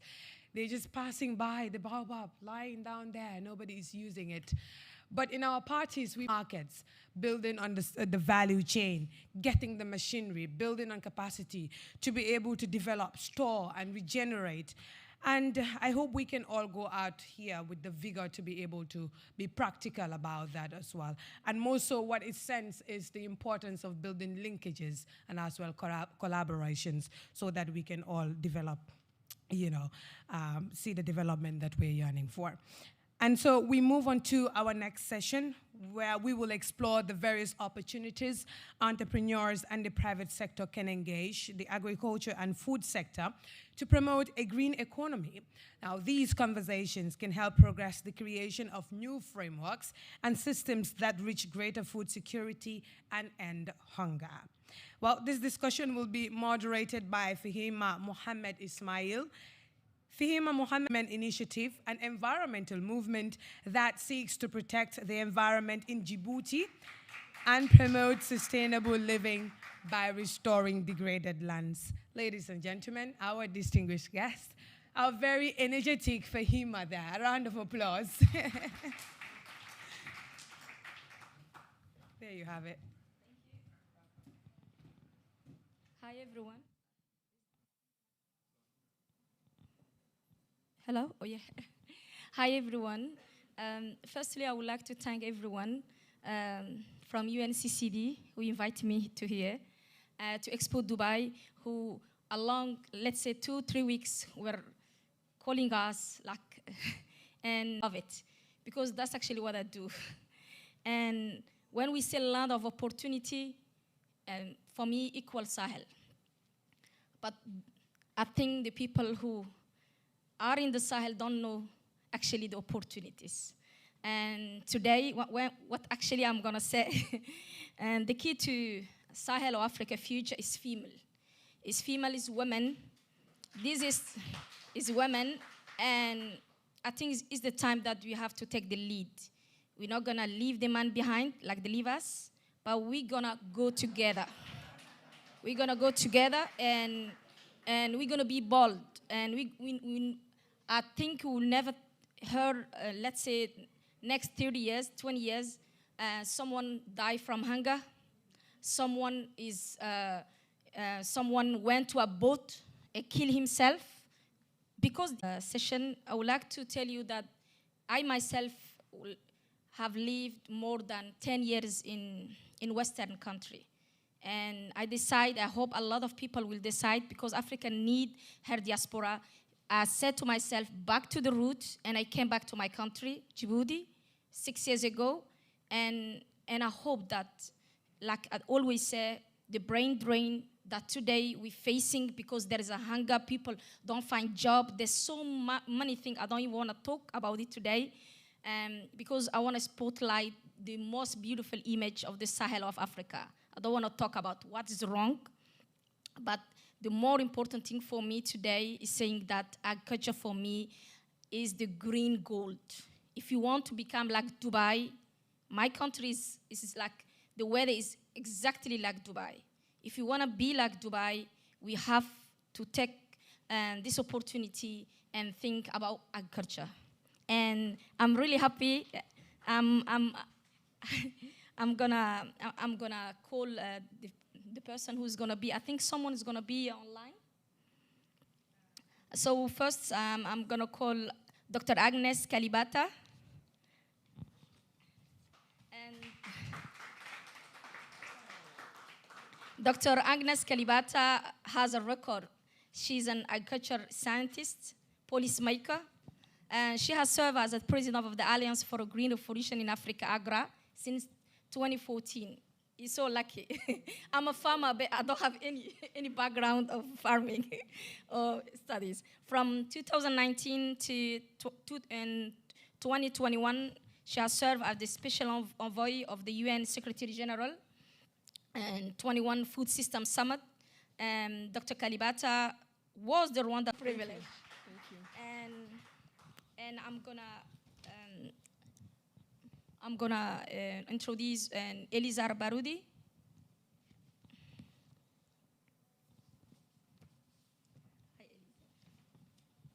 Hello, it's It's so nice to be with you. Fahima, you have been so inspiring in your starting Thank opening you. words, so looking forward to joining you. Thank you, Elizar. Elizar Barodi is the lead natural resource management specialist in the Africa Environment, Natural Resource and Blue Economy team at the World Bank. And she coordinates the Green Grade group of the World Bank, and she managed also, she managed also forest and land use carbon fund at the World Bank, the Forest Carbon Partnership Facility, and the Biocarbon Fund. And welcome. And I would like to ask the first question directly to Dr. Agnes Calibata. I'm a smallholder farmer myself. And since I began farming, I never received a fund. I never received a fund because from my side, from my farm to World Bank or to all those people who got the funds, there was no link whatsoever. No one knew where my farm was, and myself, I didn't know where to go those funds. So today, my question that I'm going to ask you is something: what are investment gap you see while working with smallholder farm and with your work at Accra? Thank you. Thank you so much. Thank you for the question, and thank you for the passion that you bring to this work. You know, let me just tell you that I just went through, and I'm sorry, my friend from the African Union, but I just went through the African Union Pavilion, and we kept asking ourselves, and I was with ministers of agriculture. Did you see anything on agriculture being except Ghana's cocoa that was portrayed as the green gold of this continent? So we need to do something about it. We have huge capacity in the agriculture sector, but we are not talking about it. So thank you for raising the bar and really bringing this to the fore. Smallholder farmers are Africa's biggest farmers. They supply 80% of the food that we eat. 64% of them to ensure that they get the things they need. What do they need? Simple things. I'm sure you want to have good yields in the land that you're farming. It's called improved seed. It's not a big deal. It's something that other farmers have been using for a long time. So part of what we do as AGRA is to work with businesses like the SMEs you've seen here that can actually do a business of taking seeds to farmers, do a business of taking good fertilizers. Not all fertilizers are bad, and we are getting even better and better every day at ensuring that there are good fertilizers out there through blending and other things, and good new ways of using fertilizers, ensuring that they get to farmers through businesses. So in a nutshell, it's about creating a business environment.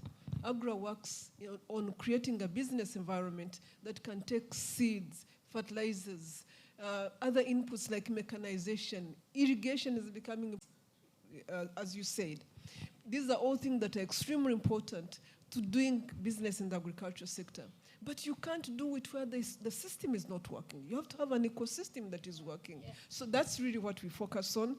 And from country to country, we just keep working at ensuring that these things work. And we are working with ministers of agriculture in different countries just to ensure that where they see the opportunity for AGRA to support them to move these things forward, we actually support them to do that. Thank you.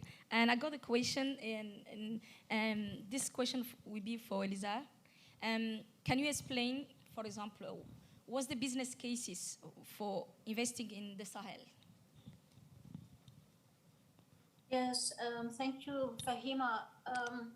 I would say there are a few business cases, and just hearing yourself, hearing the speakers in the session before, and so far every speaker has been a woman, so this is fantastic. I would say the people, I would say there's a few things to highlight for why to make a business case for the Sahel. And other speakers have already mentioned some of these. I think one of the most important is the people of the Sahel. It's a vibrant resource. And like so many have said, I think more can be made of that resource. And it's so important because opportunity is really needed to provide optimism. And I love the way that so many of you have described the importance of that optimism for the region. And I really believe that. And I think that is critical. So people is one. Another thing to say, Fahima, I think I see the business case because what we call natural capital capital is so important. So a lot of you have focused on trees, and you really can think of trees for so many reasons. Trees for nature more and more. And I think it's so important, especially in low-income countries. So for example, across the Sahel, we know that people rely on natural capital for their wealth. And we estimate at the bank that 23% of the wealth is from natural capital. And this is just being degraded. So it's really important to reverse that trend. And so many of you have spoken about ways to do it. And I think the other business case that's so critical to think about nature and trees and investments in this is for climate, for adaptation, for being able to resist and deal with what's coming down the line for the Sahel in terms of climate change. So there's so many reasons that there is a business case to invest in the Sahel. I just name a few of them. But can I add something that is extremely important? Yes. An opportunity we shouldn't miss. Yes. Today we are talking about carbon markets, and because you mentioned it's in carbon financing, so I thought I should bring it up. Yes. There's a huge opportunity for all of us to recharge our soils with carbon, to plant carbon the environment, for their businesses to continue offsetting. Basically, they are prepared to pay for carbon offsets. The Sahel's biggest opportunity right now, in addition to all the energies we are talking about, is about offsetting carbon. And it's just about planting a tree, mulching or putting more stuff on the soil. Yeah, and that should be money. That should be gold. That's what we should be challenging the World Bank to do for the Sahel. That brings us to the next question I'm going to ask you, Dr. Agnes. And what are some of the biggest opportunity in agriculture and food security that investor and founder can tap into? No, I mean, a lot of them have been talked about here. When we were in the Food System Summit, there were about 4 or 5 areas that were highlighted, and all those areas create huge opportunities. The biggest opportunity is dealing with the challenge of poverty that this continent continues to work with. And again, if we increase the ability of smallholder farmers to access inputs is a huge market. How many businesses are thriving off the input environment in agriculture, whether it is seeds, fertilizers, or whatever? Those are businesses that we are not investing in enough. A significant part of African farmers don't have access to these things. That market is still open and available. The market itself for the produce of farmers is something that we can take advantage of, add value to what farmers are producing. 48% of the food we are eating comes from outside the market, outside Africa. Things we can produce, $50 billion worth of money, of things we can produce. Those are jobs exported, and these are things that we can do on the African continent. So let's add value to our food, starting with cocoa, starting with wheat, starting with teff. Let's add value to our food, and let's see it is coming, and really ensure that financing is becoming available, that money is going to young people like you and other young people that are ready to be innovative, that can actually take the knowledge and the fearlessness they have to create a business environment for the continent. So for me, we don't have markets because we are not investing enough in markets, and we don't have finance, but the opportunities to invest in those are huge, and that must be the next push if we are going to employ Africa's youngest. Thank you very much. And I got a question for Elizar. And why is so important for the World Bank to support initiatives like GGW? It's important for many reasons, and I think, Fahima, we've all been talking about it, right? The importance of providing opportunity to provide livelihoods, to provide an environment that is livable in also. I think when we talk about investing in green, it really means making the environment around individuals and for society so much better. Not just because of the products that can be used, but also because of the changes that are coming down the line for the Sahel in terms of climate. Now, I want to pick up on one thing that Dr. Agnes mentioned. I mean, the opportunity of carbon.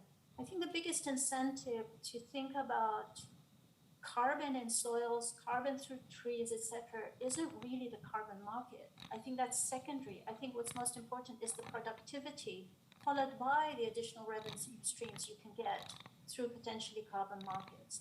And I think if that's the driving force, it would make a big difference. And I think One other thing I'd like to say, I mean, the World Bank is investing $5.6 billion in 11 countries, which are the Great Green Wall countries.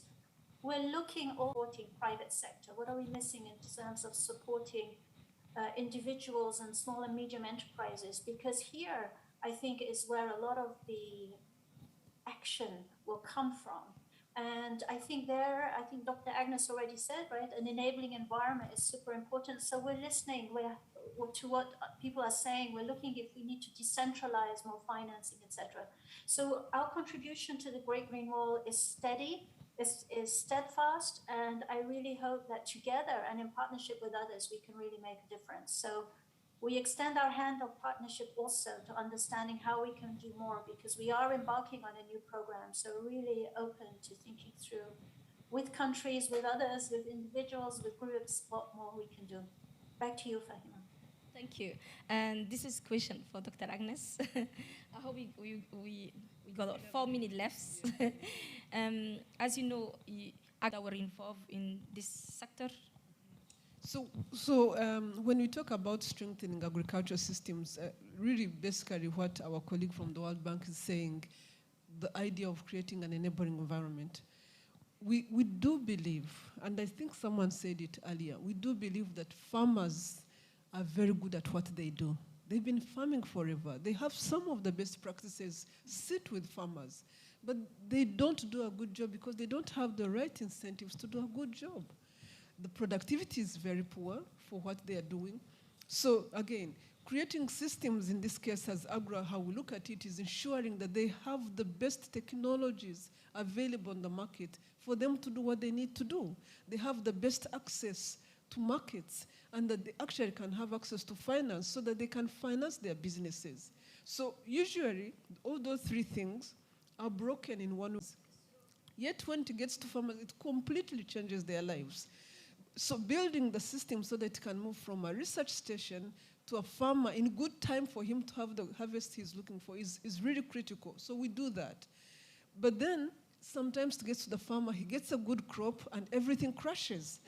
Yeah, he has no market the next day. So building a market system that actually can help farmers realize that producing too much is not a problem. It's actually a way of ensuring that the market becomes stable is critical. But you can't do that if the system is not being built. So part of what we do is work with governments to look at policies and the environment that is making all these things difficult, to look at the different things in the system that are actually not working. So our work is really around ensuring that those systems work through support to government and government policies, but also through support to private sector so that they can access financing, so that they can access the skills and capacity. So our job as AGRA really is to focus on why are things broken? What are the market failures in critical systems that should be taking inputs, should be taking markets to farmers, should be taking finance to farmers, but actually don't work. And we invest in those. And that's why partnering with an institution like the World Bank that has so much money, that is trying to get so much money to the ground, but most of the times that money is only used at a rate of about 20%, which I find extremely annoying because the poverty on the ground is so much. Really opening up these systems would actually help the World Bank money get used faster and ensure that our people get richer. So this is my last question for both of you. And this question is from me to you. And as a woman, do you think that women today can grab the agri-food sector? Can we grab, when I say grab, they got some few farms, but mostly people who are living from this sector, people are really doing the best thing from it are mostly men. But women gonna go maybe to the market, like I said, maybe they will work. So I'm asking to you, and because I'm asking this question myself, how can we, I'm not gonna use Grab, how can we come and take this market? Because if we take this market as a woman, we think we can end the hunger. Nobody gonna even hear that someone is dying of hunger in Africa. So this is a question I'm asking you. As you were a Minister of Agriculture, Very simple. And also to Elizar. Very simple. And what we are trying to do at AGRA is we know this is a very big problem. We saw that during COVID. We have created a platform, Value for Her. It's women SMEs. We have about 3,000 now. We want to grow them to about 10,000 if need be. The issue is this is a marketplace where women go to get knowledge, where women understand where they can access finance, where women get the support they need, including the sisterhood that they need to be able to move the sector forward. We are supporting it. We are prepared to support it. And we hope that with this type of platform, we can support women to tap into big initiatives, big resources, and we link it to the deal room in the African Green Revolution Forum that happens every year in each country. And really, this is a place that should facilitate women businesses. And yes, women must take this platform because you're already doing it. Yes. You're already doing the business you'd need to be making money from agribusiness. But you're, like you've seen today, there's a lot of innovation that is happening with young people, women and young men, but this platform specifically supports women, and we welcome any ideas. We welcome you in particular to participate and take it to other people as well. Thank you. We need champions who keep speaking up and banging on the table. Our greatest success on our projects is when we see champions really never giving up, really pushing, really trying. And I think women are, as Dr. Agnes said, you're doing all the hard work. You should be taking it all the way. So never stop. Again, if that's something that we need to look more into, we should, but we look for ideas. I know I bang on the table when I go to a lot of countries to promote women. I get laughed at sometimes, but I'll never stop trying. So I'm behind you if we can be of help, but really, people like yourself, people like the speakers who were there earlier, you're fantastic. Please don't give up. Thank you. Thank you very much. And I forget to tell something about me. And I just said that I come from Djibouti. I'm head of a cooperative of women. We restored 36 hectares. This is not too much, but for us it's too much because we did it with zero fund. And today, more than 535 women are living from those 36. So imagine if we got like 20 women, just like our cooperative, maybe we can go about 10,000 or 15,000, let's say 1 million women in Africa living from degraded land when we restore it. And thank you very much, Dr. Agnes. Thank you. And thank you, Thank you. Elizar. Thank you very much. Thank you.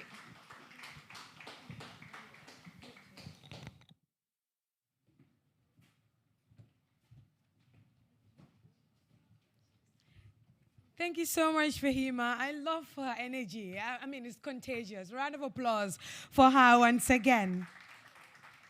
And for all the panelists who joined that discussion. I can't really wait that are really driving this sector.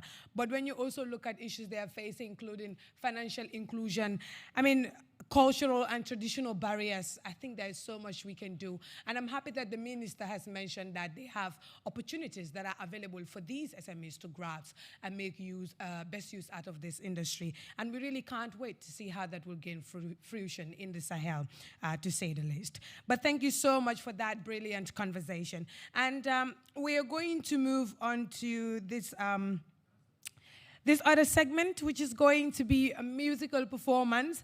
But I'd just like to remind you as well that please don't go away yet. We're almost at the end of the event, but the Great Green Wall movie will be screened very soon, right after this session. We'll have that, so please, you don't want to miss the opportunity to see really what's been done at the grassroots and just how local communities. To wrap up this session, we have an exciting musical performance prepared to celebrate the close of the event, and I'm excited to welcome back on stage Ina Moja and Sekou Coulibaly. Of course, I've introduced Ina previously, but now I want to do it even more excitingly because this amazing voice is something that I don't want you to miss, right? We had her from Ina earlier in one of the sessions, but Ina Moja is a Malian singer, just so you know, musician, photographer, and activist. Currently, she holds the title of UNCCD Land Ambassador, and she stars in the Great Green Wall film, which I was talking about earlier, so please don't miss that. As a believer in the arts, she is started Code Green NFT to support climate justice through creativity. She is one of the stars in the Great Green Wall documentary, earlier said. Her performance will be accompanied by guitarist here, Sekou Coulibaly, my partner. I took Sekou from her already. We've had our own moments, right? Please welcome Ina and Sekou on stage, please.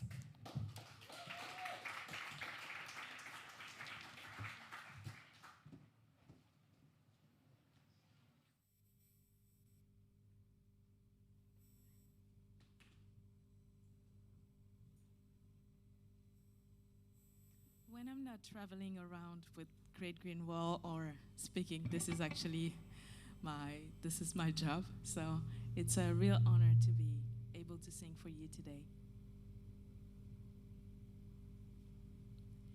Nikera waritigidi imiri labankola Nikera fantandendi imiri labankola adi kanganyona kanda kanganyo sagolo kanganyona tama kanga benkelema ane wife ni mantana makokela tonyale ne wife ane wife gani mantana makokela tonyale ne wife ane wife gani mantana makokela tonyale ne wife ane wife gani mantana makokela asindia sara abarenya sara asindia sara abarenya sara. The next song is a very important song for us in Mali and, you know, with the Manding culture in general, because this is a song that has been sung by so many generations and artists that opened the door for musicians like me. And it's called Jarabi, and Jarabi means love. And this is something that is so important to share through the culture.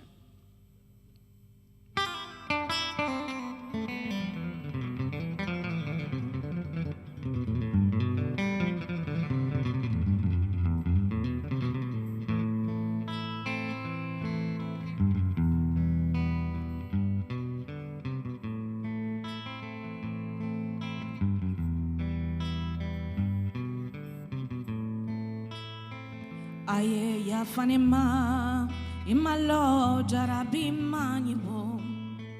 Aye ya fanima imalo Jarabi manibo.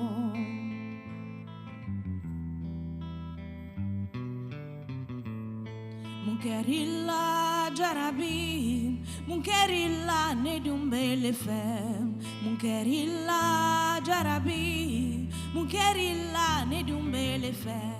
Inalika kana furuma fentene fene dumbele fem ikana dimi ikana kasi ikana hamigo Jarabi koson ikana dimi ikana kasi ikana hamigo Jarabi koson munkerilla Jarabi munkerilla ne dumbele fem munkerilla ma chérie munkerilla ne dumbele fe aye ya fanima imalo Jarabi mani fe warite Jarabi fe bana mundo wafura dunte dogotoro fe adun Jarabi gwelema.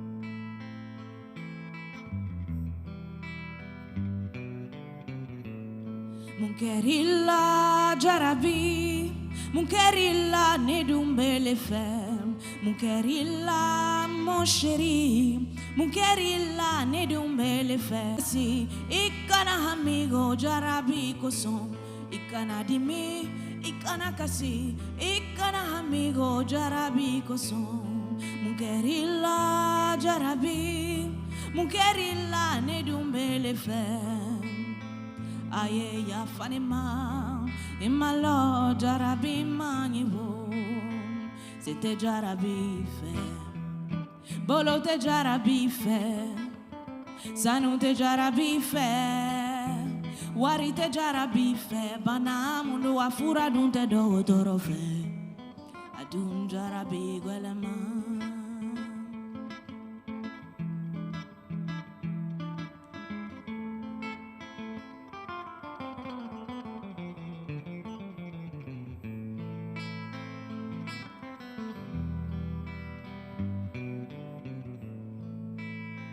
Aye ya fanima, imalo jarabi manivo. Aye ya fanima, imalo jarabi manivo. Aye ya fanima, imalo jarabi manivo.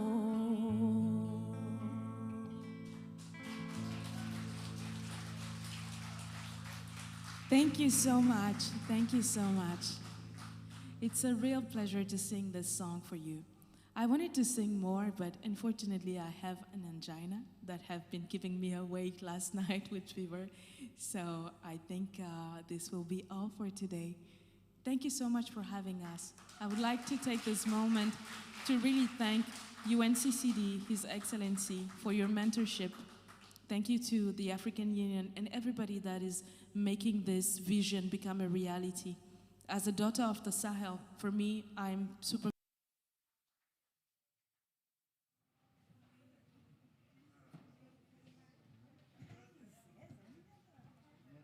Pakistan.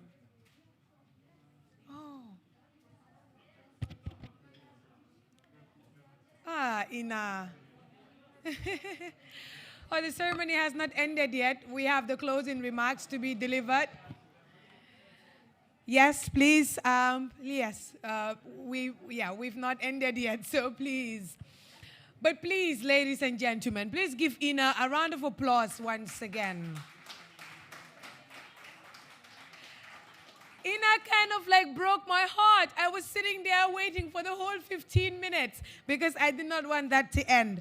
But thank you so much. And ladies and gentlemen, if you want to see Ina starring in the Great Green Wall movie, please stay after this 30 minutes. But at this juncture, I have that to be delivered by His Excellency Isofu Mahamadou. Unfortunately, His Excellency could not make it, but just a brief intro into who he is. His Excellency Isofu Mahamadou is the former president of Niger and a champion of Great Green Wall. In March 2021, His Excellency was named the recipient of the 2020 Ibrahim Prize for Achievement in African Leadership for Strong Leadership. He has been a dedicated proponent of the Great Green Wall since its inception and continues to support its development. On behalf of His Excellency Isofu Mahamadou, we'll have El Mansour Vetten, Executive Secretary of Isofu Mahamadou Foundation, to deliver the closing remarks on his behalf. Please welcome him on stage. Please. Thank you.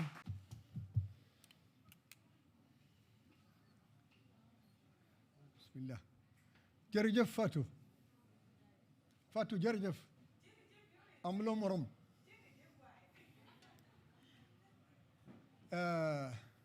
Thank you very much. Thank you for the opportunity. In fact, as Fatou said, His Excellency the President has been caught at the last minute in another engagement, and he conveys to you all his greetings. Thank you, Ibrahim. Thank you very much. And the whole team of UNCCD. You did a great job.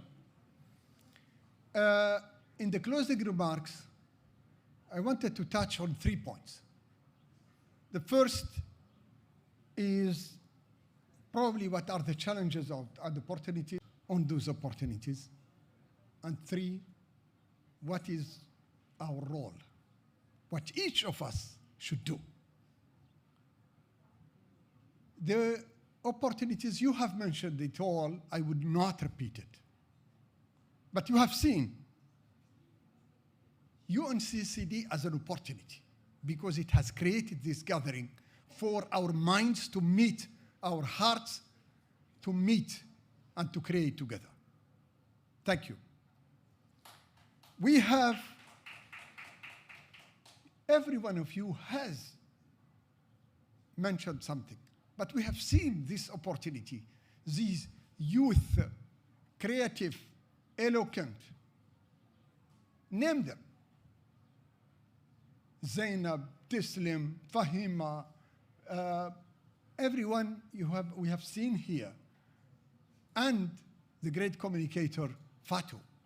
So we can achieve a lot.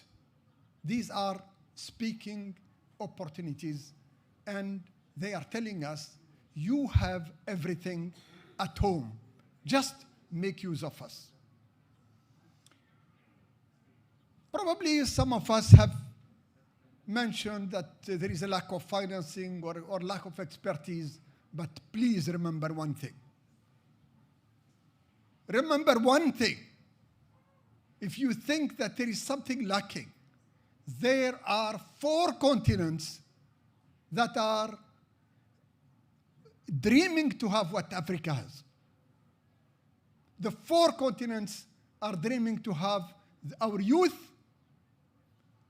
and our 25% of the degraded lands that are arable, that can be a market, which is going to be 3 billion in 2050. So all these continents are contemplating and envying Africa for what it has. The second point I wanted to touch is that our youth, again, but what has touched me in the speeches and in the program of today is that the youth who have come to stage believe that they can go from zero to hero. Thank you, Tislim, for the quote. That they can create many things from nothing. This is our first asset. And we have the Great Wall, which is a platform for our creativities, for our work. It is a platform that will help us to translate, thank you, Ibrahim, on what we think of. The foundation, Isufu Muhammadu Foundation, has chosen the motto of think to act. We have thought and we will act. Now, UNCCD is showing us that we can think together and act together, and we shall act. And the great, and the great grain wall is going to be our platform for that. We have seen here champions, and I'm proud to represent the champion of the great green wall that has been appointed by the 13 heads of states governing this country. Now, how to achieve what Ibrahim said, this translation. I will not make a speech. I will say that our foundation is going to act on the ground. We are going to take and we have started, 5,000 hectares of degraded lands. On this space, we want to create a model that we are calling everyone to contribute to its success so that it will be replicated. And if every country, replicates in every landscape, the model that we are going to create, the future of Africa, Africa that we dream of, is going to be created. We're going to work with the model that you have seen here. We are going to multiply Zainab, Tislim, and everyone that has come here. We want to multiply them on the ground, to nurture them, to coach them, to work. Our champion, or the president of our foundation, has an excellent network, international network, and with the African leaders. He is going personally to work on the enabling environment. Our think tank is going to work on changing the policies, on creating not only instruments but incentives towards changing the situation, towards seizing the multiple opportunities that we have here. And I would just want to say here, that is our president works with the heads of state on changing the policy environment, creating the enabling environment. Our think tank is going to gather the ideas, thoughts, studies, information, and disseminate them for them to be used. And our action tank, which is the grassroots layer, is going to work with the communities on the model projects, the 5,000 hectares that we want to have everywhere. We will start by Niger, in the region of Dandaji. The pictures here is not the speech that we have delivered. What is going to be remembered is how much we have acted on the ground. The generations, the future generations will forget our speeches and our pictures, and they will only see the trees, the animals, the people who are happy living on their ground at their home. Assalamu alaikum.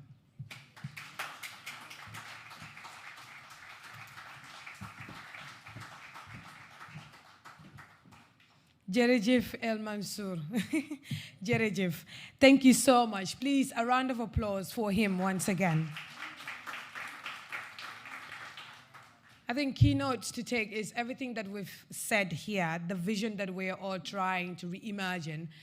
El Mansour basically gave us a priority at your foundation. You want to make sure that we are at the heart of the implementation of the African agenda. And I think that's something that we were very much looking forward to. And the likes of you, the many of you, will definitely make the African dream a reality. Thank you so much.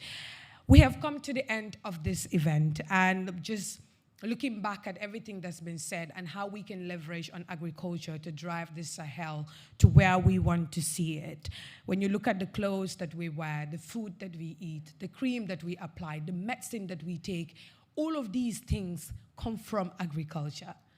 We are already blessed with the resources. We have the raw materials. We have not even started exploiting that yet. We are faced with the brunt of land degradation, deforestation, the impacts of climate change, some of which we're not even, at fault of. So indeed, we are faced with a lot, and the only way that we can come with a solution is if we are being practical about the things that we say here. This event at Expo 2020 has gone. When we come back, the next Expo, what do we want to remember as highlights of this event? I think that's something that we should all think of when we get out of here today. Thank you all so much once again for taking time to be with us here throughout this event. To our special guests, our dignitaries as well, thank you so much for being here with us.